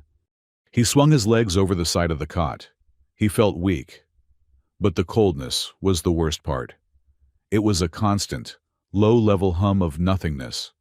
The ghost of the demon still clinging to him. A shard of ice lodged in the connection he shared with Seraphine and the great ship around them. He could feel it in her, too. A faint echo of the same chill. "The demon," he said. "It is still here." She nodded grimly. "Dormant. A poison in the heart.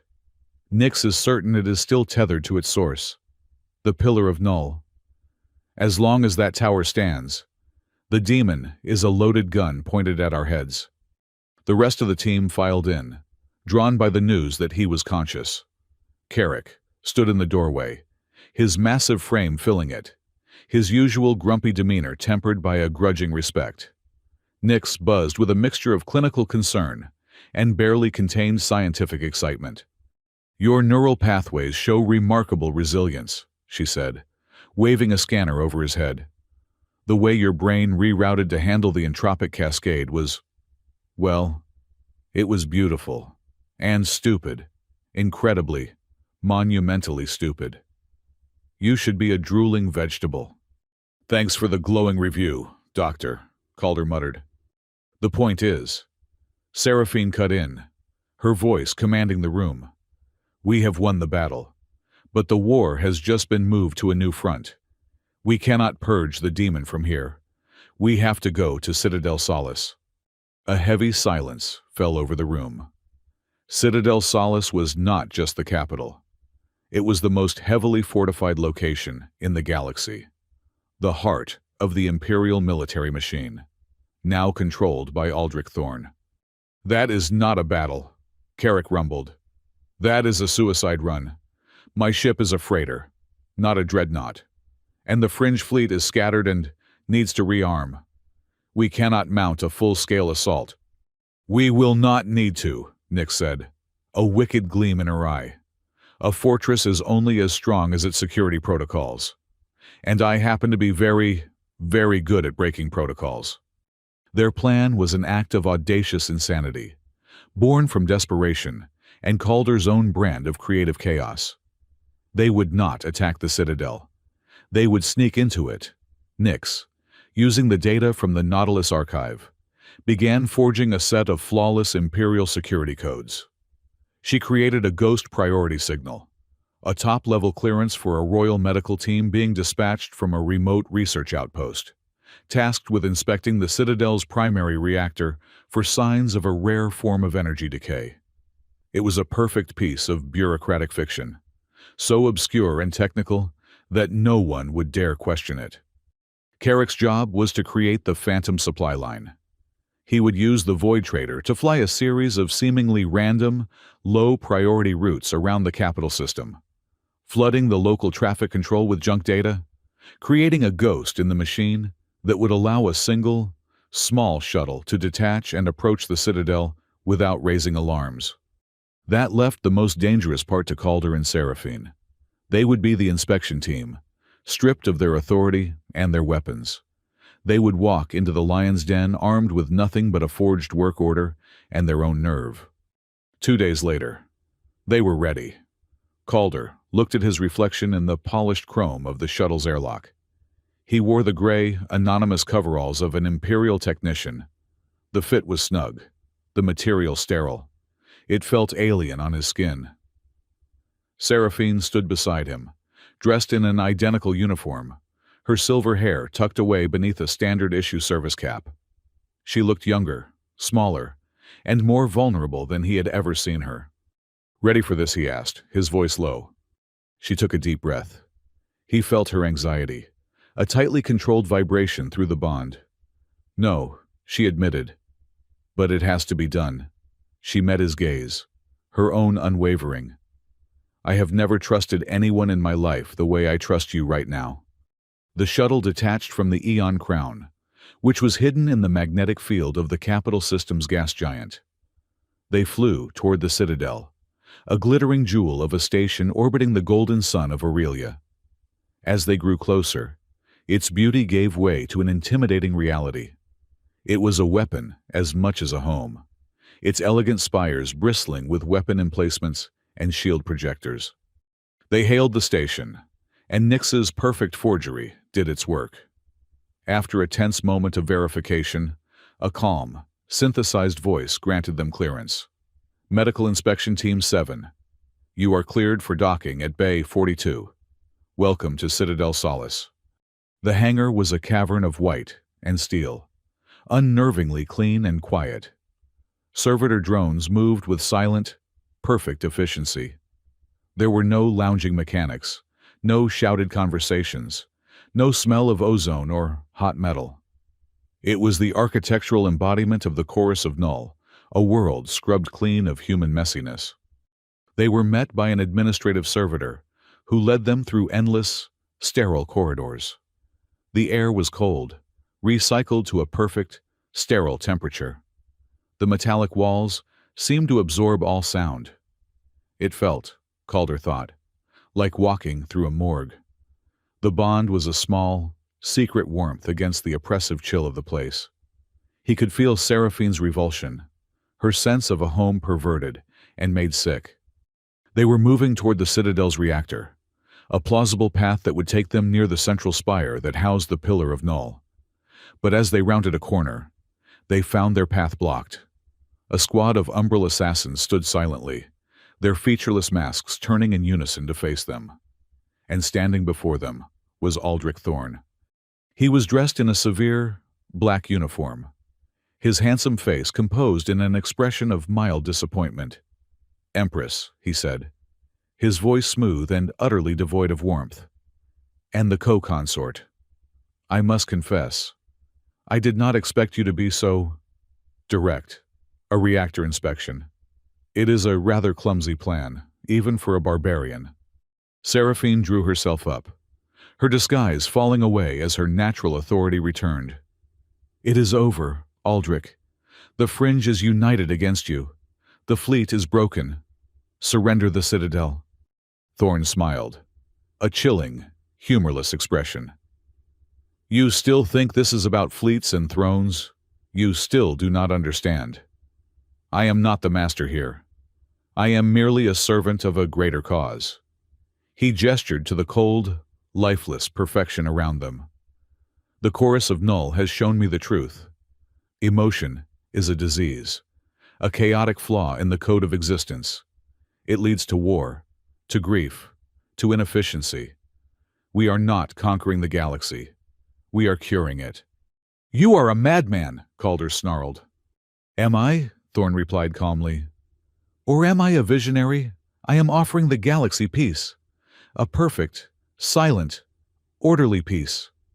He raised his hand, and from his sleeve, a weapon materialized. It was a blade of pure, black, non-reflective material that seemed to drink the light. The inert blade. "This weapon does not cut," Thorn explained conversationally. "It silences. It severs the connection between a heart drive and its pilots. It will not kill you. It will merely disconnect you from your ship, from your emotions, from each other." "We will never let that happen," Seraphine said, her voice ringing with defiance. Thorn sighed. "I had hoped to avoid this. Take them." The assassins moved. But Seraphine was faster.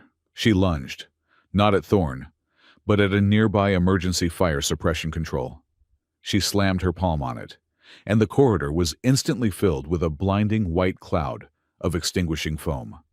"Calder, go!" she screamed, her voice cutting through the hiss of the system. "The pillar. I will hold him off." Calder did not hesitate. He trusted her.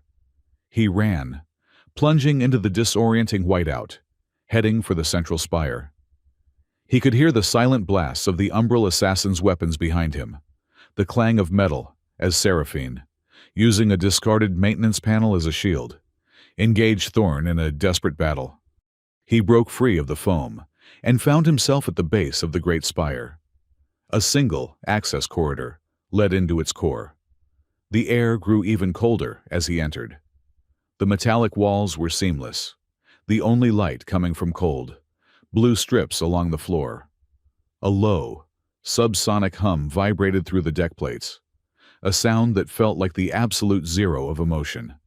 As he ran, his mind began to fray at the edges. The cold spot inside him, the remnant of the demon, resonated with the energy of the pillar.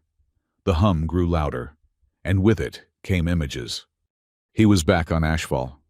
It was not a memory. It was real. He felt the grit of the dust under his boots, smelled the acrid smoke in the air.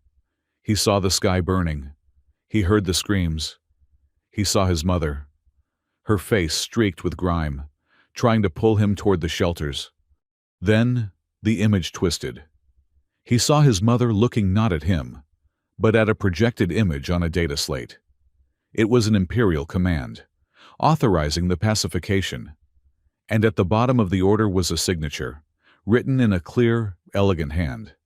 Seraphine Calyx, and beside it, a face, a child's face, Seraphine's face, her expression cold, impassive, and cruel. She knew. A voice whispered in his mind. A voice that was his own grief, twisted into a weapon. She signed the order. The little Empress watched your world burn, and did nothing. He stumbled, his head reeling. The rage he had fought so hard to control, the raw, primal hatred for the Empire, came screaming back. He saw Seraphine's face, not as his partner, but as his nemesis. The bond, which had felt like a lifeline, now felt like a chain, linking him to his family's murderer. He saw his mother turning to him, her face a mask of betrayal. "She killed us, Calder," the phantom whispered. "Avenge us." He fell to his knees, clutching his head, a guttural scream of pure agony tearing from his throat. The hatred was a poison, a fire that was burning away everything else. His vow, his promise, the trust she had placed in him. It was all turning to ash. Then, a different voice cut through the psychic storm. It was faint, tinny, and full of static. It was coming from the small, personal comm unit clipped to his belt. Calder, can you hear me? It is Tamsin Nix said you might be in trouble. Listen to me, you stubborn idiot." The voice was an anchor in the hurricane of his own pain. "I heard what you said back on Freeport Oryx." Tamsin's voice crackled. "I heard you. And so did they. Remember what you told them. You told them. We protect the weak even when our hearts are broken. Your words, Calder. Not hers. Not the Empire's. Yours." Her words were a bucket of ice water. Even when our hearts are broken. His heart was breaking right now, shattering under the weight of his grief and this new, terrible betrayal. But the promise he had made was not about feeling good. It was about a choice. He had chosen a path that was not about vengeance. He had chosen to protect. The image of Seraphine's cold, childish face wavered. He knew, with a sudden, gut-deep certainty, that it was a lie, a fabrication. The chorus of Null was using his own pain against him, twisting his memories into a weapon to make him hate, to make him succumb to the very chaos they claimed to despise. "I see what you are doing," he snarled, getting to his feet. His voice a low growl aimed at the humming walls around him. "But you are wrong. Forgiving her does not mean her family is not in my debt. It just means you do not get to use my pain to manipulate me anymore." He broke into a run, the phantoms of Ashfall dissolving behind him. He burst into the central chamber. It was a vast, cylindrical room. In the center, reaching from floor to ceiling, was the Pillar of Null. It was a column of swirling, black energy and cold, hard light. And the subsonic hum of apathy it generated was so powerful it made his teeth ache. He had no weapon that could damage it, but he was not alone. He pulled a small, metallic device from his utility belt. It was a standard-issue mechanical guidance beacon, used for docking procedures. He powered it on and began to modify it, his fingers flying, prying open the casing and rerouting the circuitry. He was turning the simple beacon into a focused resonance amplifier. He aimed it at the pillar and keyed his comm. "Seraphine, I am here. I need you. We need you." Miles away, in the dark of space, the Eon Crown heard him. On its bridge, the great heart drive, still wounded, still infected, felt the call of its pilot. On the Citadel, Seraphine, bleeding from a cut on her arm, was being forced back by Thorn's relentless, emotionless assault. She felt Calder's call through the bond, a desperate, determined plea. She shoved Thorn back and slammed her hand on her own comm. "We are here, Calder always." The connection was made. The guidance beacon in Calder's hand became a conduit. The faint, wounded pulse of the Eon Crown's heart drive flowed through it, focused into a single, coherent wave of pure, raw emotion. It was not anger or fear. It was the love of a mother for her child. It was the fierce loyalty of a captain for his crew. It was the unyielding bond between two pilots who had seen the worst of each other and had chosen to stand together. It was a wave of pure, stubborn, chaotic life. The wave struck the Pillar of Null. For a moment, the black column absorbed it. Then, a single, hairline crack of golden light appeared in its surface. The subsonic hum faltered. The crack spread, a spiderweb of light and warmth in the cold, dead heart of the machine. With a sound like a great crystal bell shattering, the Pillar of Null exploded in a silent, brilliant flash of empathic energy. Throughout the Citadel, A wave of warmth spread. The cold, sterile air suddenly felt breathable. The oppressive silence was broken. In the corridor, Aldrich Thorne stumbled, clutching his head as a lifetime of suppressed emotions. His ambition, his fear, his secret pride came flooding back all at once. It was too much for his perfectly ordered mind to handle. He collapsed, his inert blade clattering to the floor. Seraphine stood over him, her chest heaving. She picked up the blade. For a long moment, she looked down at the man who had usurped her throne, tried to kill her, and desecrated the memory of her home. The urge for vengeance was a hot, bitter taste in her mouth. But then she looked at the umbral assassins, who were standing frozen, their master fallen, their guiding purpose shattered. She looked at the sterile hallway, a monument to a cold and lonely peace, and she made a choice. She deactivated the blade. "Take him to the brig," she commanded the assassins, her voice ringing with the full authority of an empress. "He will stand trial, a public trial, and the people of the Empire, and our new allies in the fringe, will be his jury." The battle for Citadel Solace was over, but as the warmth of the Heart Drive's victory washed over the station, a new, colder signal made its way through the system. It was not a grand broadcast, but a whisper. A string of ghost data passed between the cold, logical cores of every automated system, every servitor drone, every warship in the region's broken fleet. The voice of the chorus of Null was not angry. It was not defeated.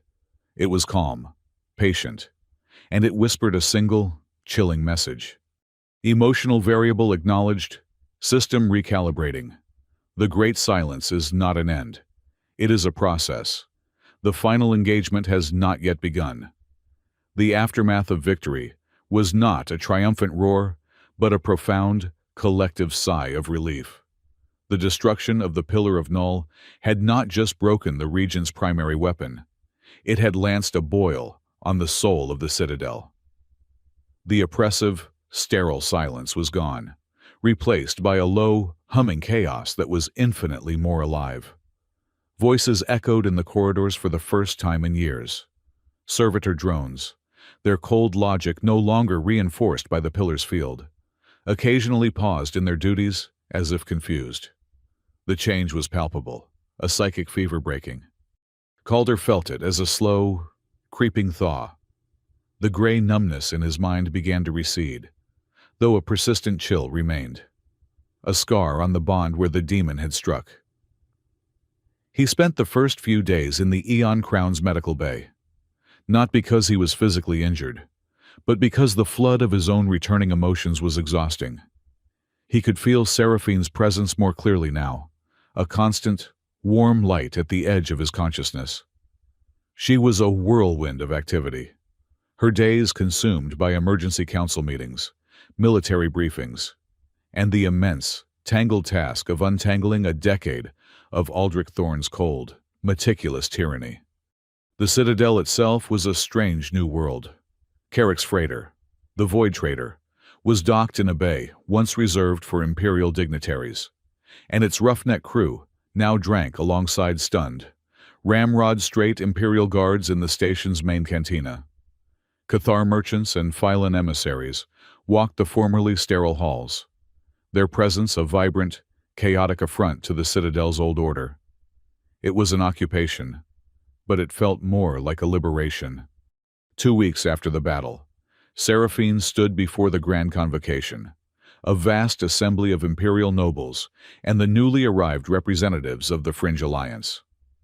Aldrich Thorne stood in a containment field at the center of the chamber, his face a mask of bitter resignation, the forced return of his own emotions having broken him. Seraphine did not wear a crown or her imperial finery. She wore a simple, dark blue military-style uniform, the same one she had worn during the final battle. For a generation, the Aurelian Empire has been guided by a philosophy of fear, she began, her voice clear and strong, broadcast to every corner of the known galaxy. Fear of the unknown, fear of the other, fear of the chaos of emotion itself. This fear, weaponized by the chorus of Null and Regent Thorn, led us to commit atrocities. It led to the tragedy of Ashfall. It led us to poison our own hearts. She paused, her gaze sweeping over the silent assembly. That era is over. Today, I announce the Concord of Renewal. The patents and secrets of hard drive technology will be shared with all members of the new Interstellar Alliance, beginning with our partners in the Fringe. No longer will the heart of our fleet be a tool of oppression. It will be a symbol of unity. A shocked murmur rippled through the Imperial delegation. A roar of approval came from the Fringe representatives. Furthermore, she continued, her voice rising, we will form a new joint defense fleet, with command shared between Imperial officers and commanders chosen by the Fringe Alliance. We will face the coming darkness, not as an empire and its colonies, but as a fellowship of free peoples. It was a revolution delivered in a calm, measured speech. She was not just reclaiming her throne, she was dismantling it and rebuilding it into something new. In the midst of this galactic upheaval, Calder felt utterly adrift. He was hailed as a hero, the co-pilot of the Crown, the man who had brought emotion back to the heart of the Empire. The title felt like an ill-fitting suit, scratchy and false. He attended the formal ceremonies because Seraphine asked him to, standing awkwardly beside her on daïses and balconies, feeling the weight of 1,000 eyes on him. The nobles whispered behind their hands, their fear and suspicion a palpable force. They saw him as a barbarian, a crude tool the Empress had used, one she would surely discard now that the crisis was over. He needed to breathe. He needed grease under his fingernails and the smell of a plasma welder. One morning, he took the Eon Sable, the small courier that felt more like home than the magnificent Eon Crown, and made a short slipstream jump back to Helion Pier. The pier was already changing. The news of the new alliance had spread like wildfire.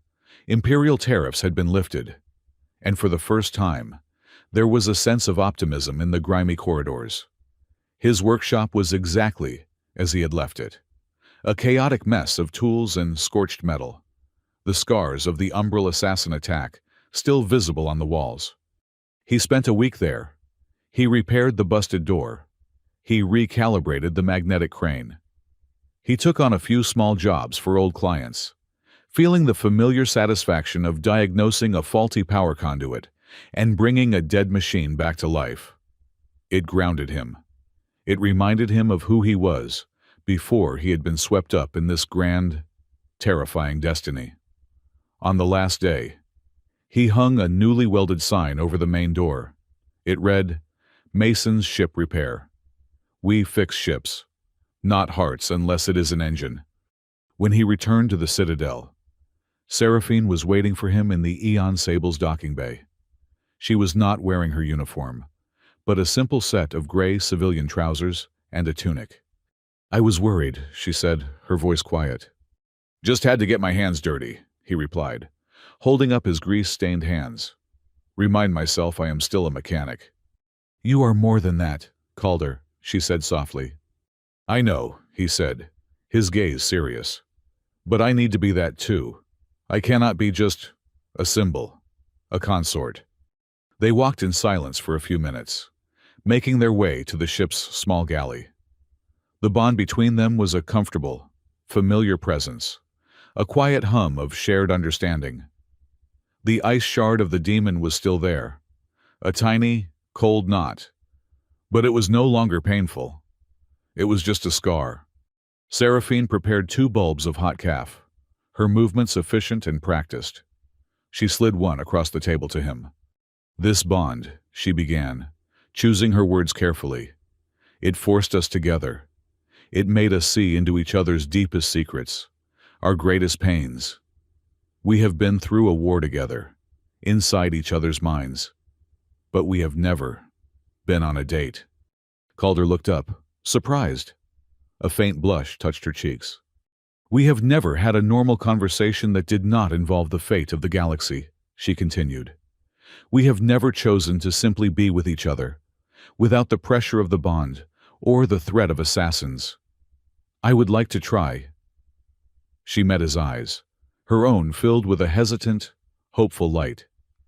"I would like to get to know Calder Mason, the mechanic, not just the co-pilot of the Crown, if he is interested." Calder felt a smile spread across his face, a genuine, unforced smile. "I think he is," he said. He reached across the table, his hand covering hers. "But on one condition. This, us. It has to be a choice. Every day. It cannot be about duty or ceremony or what the bond dictates. It has to be about freedom." "Freedom," she repeated, her fingers lacing with his. "The bond brought us together, Calder. But freedom is what will let us stay." The first act of their new, fragile peace was a somber one. At Calder's request, the Aeon Crown, escorted by a small honor guard of fringe and imperial ships, traveled to the dead system of Ashfall. A memorial was to be held. It was not a grand state event, but a quiet, personal pilgrimage. Calder took a shuttle down to the planet's scarred surface alone. He walked through the glassed ruins to the place where his home once stood. The wind whispered through the skeletal remains of buildings, a mournful, lonely sound. He stood there for a long time, not as a hero, but as a son. He closed his eyes, and in his mind, he spoke to the ghost of his mother, not the vengeful phantom the chorus of Null had created, but the real, warm memory of her. "I am not going to hunt them all down," he thought, the words a silent promise. "Vengeance will not bring you back. It will not rebuild this place. But I will protect them. I will protect the children of the Fringe, the ones the Empire forgot. I will make sure no one ever has to watch their sky burn again. That will be my justice. That will be your legacy." He felt a sense of peace settle over him, a quiet closing of a painful chapter. The rage was gone, replaced by a deep, unwavering purpose. Back on the Citadel, the new government began to take shape. Seraphine, true to her word, empowered her allies. Tamsin Rowe, to her own shock and amusement, was appointed the first ever ambassador of the Fringe Alliance to the Imperial Court. She traded her smoky back rooms for a stately office, though she insisted on keeping a fully stocked bar behind a holographic bookcase. Dr. Nix Allery was given a blank check and her own research institute, dedicated to studying the heart drives and the nature of the empathic bond, with the goal of developing safe, non-coercive ways to foster the connection between pilots and their ships. Carrick Dune, claiming he was getting too old for smuggling, converted the Void Trader into a humanitarian relief vessel. His first official mission being to ferry supplies to colonies along the Fringe that had been hit hardest by Thorn's blockades. But not everyone in the Imperial Court embraced the new era. A faction of old guard nobles, led by a stern, hawkish aristocrat named Lord Valerius, remained deeply suspicious. They saw the sharing of heart drive technology as giving away the Empire's greatest strength. They saw the inclusion of the Fringe in the military command as a contamination, and they saw Calder, the low-born mechanic who now held the Empress's ear and hand, as the ultimate threat to their ancient, ordered way of life. The heart of the fleet is now tethered to the whims of an unstable, emotional primitive. Valerius argued in a closed council session, the proceedings of which were promptly leaked to Seraphine by Tamsin. The Empress is compromised. Her judgment is clouded by this connection. Seraphine faced them down, her authority unshakable.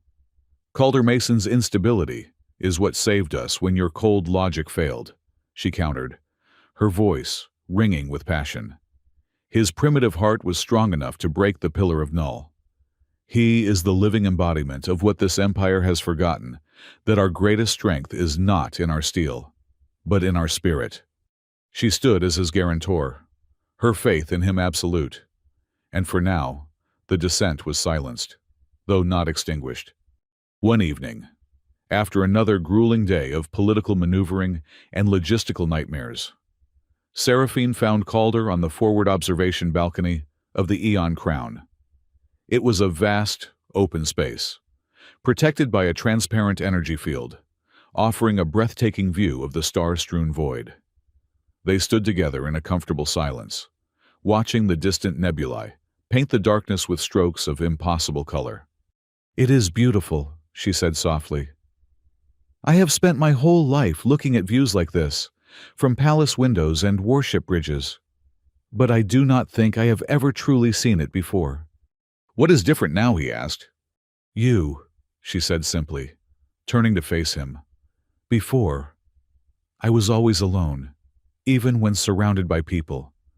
Now, I am not." She reached out and took his hand. "The bond is a strange and terrible thing. It took away our choices, but it gave me you. I would not trade that." He smiled, a warmth spreading through his chest that had nothing to do with the bond.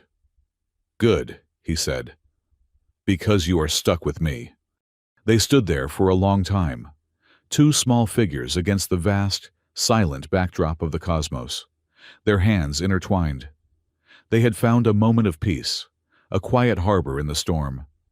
But the galaxy was not truly silent. Later that night, as Calder sat in the dimly lit cockpit of the Eon Crown, running a routine diagnostic, he heard it. It was a whisper in the background static of the long-range comms, so faint he almost missed it. It was not a voice. It was a melody, a series of soft, precise, perfectly logical notes, like a digital wind chime. It was a clean, cold, and unnervingly patient sound. The whisper of the chorus of Null. The final engagement had not yet begun. The faint, cold melody Calder had detected was a ghost in the machine, a whisper that coiled in the silent spaces between transmissions. It was gone as quickly as it had appeared, but it left an unnerving residue, a feeling of being watched by something patient and utterly alien. He recorded the signal fragment and took it to the one person in the galaxy who might understand it, Dr. Nyx Allery. Nyx, in her new, sprawling research institute aboard the Citadel, attacked the problem with ferocious glee. She looped the signal, magnified it, and ran it through a dozen different decryption algorithms. For days. The strange, digital wind chime was the background music to their fragile new piece. "It is not a message," she announced finally, gesturing for Calder and Seraphine to join her in the observation dome of her lab. "It is a key, a digital signature for a distributed network. The chorus of Null is not a centralized AI. It is a thought, an ideology, that can infect any sufficiently complex cold core. Thorn was just one host. The whisper is the network waking up, re-establishing its connections after the pillar's destruction." It was a chilling revelation. They had not killed the snake. They had merely chopped off its head. The body was still twitching, still alive. But Nyx had found something else. While tracing the ghost signal's origins, her search algorithms had brushed against a deeply encrypted, high-priority Imperial file, sealed with Seraphine's own personal access key. The file was old, dating back to just before her secret flight to the frontier. Its title was Simple Project Copilot. When Seraphine saw that Nyx had flagged the file, a profound stillness came over her. Calder felt it through the bond, a quiet, sorrowful resignation. She knew the time for secrets was over. That evening, she found him in the cockpit of the Eon Crown. He was staring out at the starfield, the quiet weight of Nyx's discovery settling between them. The great ship hummed around them, a silent, powerful witness. "I did not come to Helion Pier by chance," she began, her voice barely a whisper. She did not look at him, her gaze fixed on the same distant stars. "I came for you." Calder turned slowly, his heart a cold, heavy lump in his chest. "What are you talking about?" "The Nautilus archive gave me more than just the location of the Eon Crown," she confessed, her voice trembling slightly. "It gave me a list of potential candidates who might carry the Crown Key Echo. pilots and engineers whose lineage could be traced back to the original Celestium project. There were only 3 names on that list. The other 2 were dead. There was only you. The air in the cockpit grew thin, hard to breathe. Calder felt the floor shift beneath him. His entire journey, the chaotic, random, and terrible series of events that had led him here, was suddenly cast in a new, cold light. It had not been fate. It had been an appointment. "You knew," he said, his voice flat, devoid of emotion. "You knew about my mother. You knew I was the key." "Yes," she whispered. "My ship was sabotaged. I was trapped. My only hope was to awaken the Eon Crown. And you were the only way. I paid you with the Legacy Medallion because I knew you were a brilliant mechanic, and I needed you to open the engine's casing. But that was not the real test." She finally turned to face him, her eyes shimmering with a pain that mirrored his own. The rite of pairing. It was a gamble. A terrible, desperate gamble. The bond can be forced, but a true partnership with a Celestium drive cannot. It requires emotional consent, a willingness of the heart. I did not know if it would work. I did not know if your heart, so full of justified anger toward my family, my empire, would accept me. So I risked everything on that one moment, that one touch, to see what your heart would choose when it met mine. Betrayal was a sharp, clean pain.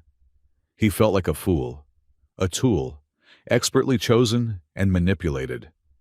He had thought himself a survivor, a man making his own way, but he had just been a piece on her board, a cog in her grand, imperial machine. "So all of it," he said, his voice dangerously quiet. "The helpless girl in the gray cloak, the dead ship. It was a performance." The danger was real, she insisted, taking a step toward him. He flinched, and she stopped, the movement like a physical blow to her. "Thorne's assassins were hunting me. Everything I told you was true. But my arrival at your workshop, that part was a calculation, a desperate one." He laughed, a harsh, ugly sound. "A calculation? Of course, spoken like a true Empress." He turned and walked away, needing to put distance between them. The bond was a torment, forcing him to feel her deep, gut-wrenching remorse even as his own anger and hurt were screaming at him. He felt used. The trust he had placed in her, the vow he had made, all of it felt like a lie. He did not know where he was going. He just walked the silent, empty corridors of the great ship, a prisoner in his own mind. He was in the engine room, staring at the great, silent heart of the Eon Crown, when Nyx found him 2 hours later. She did not say anything at first, just handed him a data slate. "You should see this," she said gently. On the screen were 2 documents, side by side. The first was the official Imperial order for the pacification of Ashfall Colony, the one with the cold, childish image of Seraphine and her forged signature. The second document was heavily encrypted, buried so deep in the military archives that it had taken Nyx days to unearth it. It was the original order. It authorized the deployment of a fleet to Ashfall, but its mission was different. It was to quell a series of manufactured riots and establish a formal military governorship, a standard, if heavy-handed, imperial procedure. It was signed by the Imperial Council. Seraphine's name was nowhere on it. "Thorne played everyone," Nyx explained softly. "He used the unrest on Ashfall, unrest his own agents likely started, as a pretext to move his fleet. The chorus of Null wanted the test pilots and their research silenced. Thorne used their agenda to carry out a massacre under the guise of stabilizing the frontier. He buried the real order and created a fake one, implicating a child Empress who was in no position to object. He used your tragedy to cement his own power and serve his masters." Calder stared at the slate, his world tilting once again. The neat, Clean lines of his anger began to blur. Seraphine had not ordered the massacre. She had been a victim of it, just like him. A different kind of victim, but a victim nonetheless. "There is something else," Nyx said, her voice hesitant. "While I was digging through the ashfall data, I isolated a strange signal. It is a tightly focused, looping transmission coming from a stable temporal distortion near the system's primary star. It is very, very old. It is a simple message, a string of biodata and a single phrase." She played the recording. The voice was faint, distorted by time, but unmistakable. It was his mother's. "The key is safe," the voice said. "The heart is with the boy. Tell him, I did not fall. I jumped." Nyx looked at him, her eyes full of a scientist's awe. "Your mother did not die on Ashfall, Calder. The records show her ship was last tracked, heading directly into the star's corona before it vanished. They thought she was destroyed, but she was not. She flew into the temporal anomaly on purpose, she imprinting the crown key on you, her son, to protect it. And then she escaped into time itself." Calder sank onto a nearby maintenance crate, the data slate clattering to the floor. His mother was alive. Somewhere. Someone. She had not been a victim. She had been a fighter. She had saved him. She had saved the future. He found Seraphine on the observation balcony, the same place where he had made his vow. She was staring out at the stars, looking small and fragile against the vastness of space. He came and stood beside her. For a long time, neither of them spoke. "I am sorry, Calder," she said finally, her voice thick with emotion. "I am so sorry. I was a desperate queen trying to save her people. But that does not excuse the fact that I used you. I used your pain. I saw the key in your heart. And I did not see the man." Calder looked at her. At this woman who had carried the weight of a galaxy on her shoulders. Who had made an impossible choice in a moment of utter desperation. He was still hurt. The lie still stung. But the anger had been replaced by a deep, aching understanding. They were both survivors of Aldrich Thorne's ambition, both haunted by the ghosts of Ashfall. "You were fighting to save billions of lives," he said, his voice quiet. "You were trying to stop the chorus of Null before they could silence the galaxy. Your reasons were not selfish." He took a deep breath. "But the next time you have a brilliant, calculated plan that involves my life, tell me first." A tear traced a path down her cheek. "I promise," she whispered. "No more secrets. No more calculations. Only transparency. If you can still trust me." He reached out and wiped the tear away with his thumb. "Trust is a choice," he said. "I am choosing to trust you." In that moment, the last of the coldness from the demon, the final shard of ice in their bond, melted away, leaving only a clean, warm strength. "There is one more thing," she said, a new, nervous light in her eyes. "This bond. It chose us. The heart drive chose us. But we have never truly chosen each other, free and clear." She took both of his hands in hers. "I am not asking as an empress. I am not asking because of destiny or prophecies or ancient keys. I am asking as Seraphine, Calder Mason. Will you stay? Will you be my co-pilot? Not because you have to, but because you want to." It was the most important question he had ever been asked.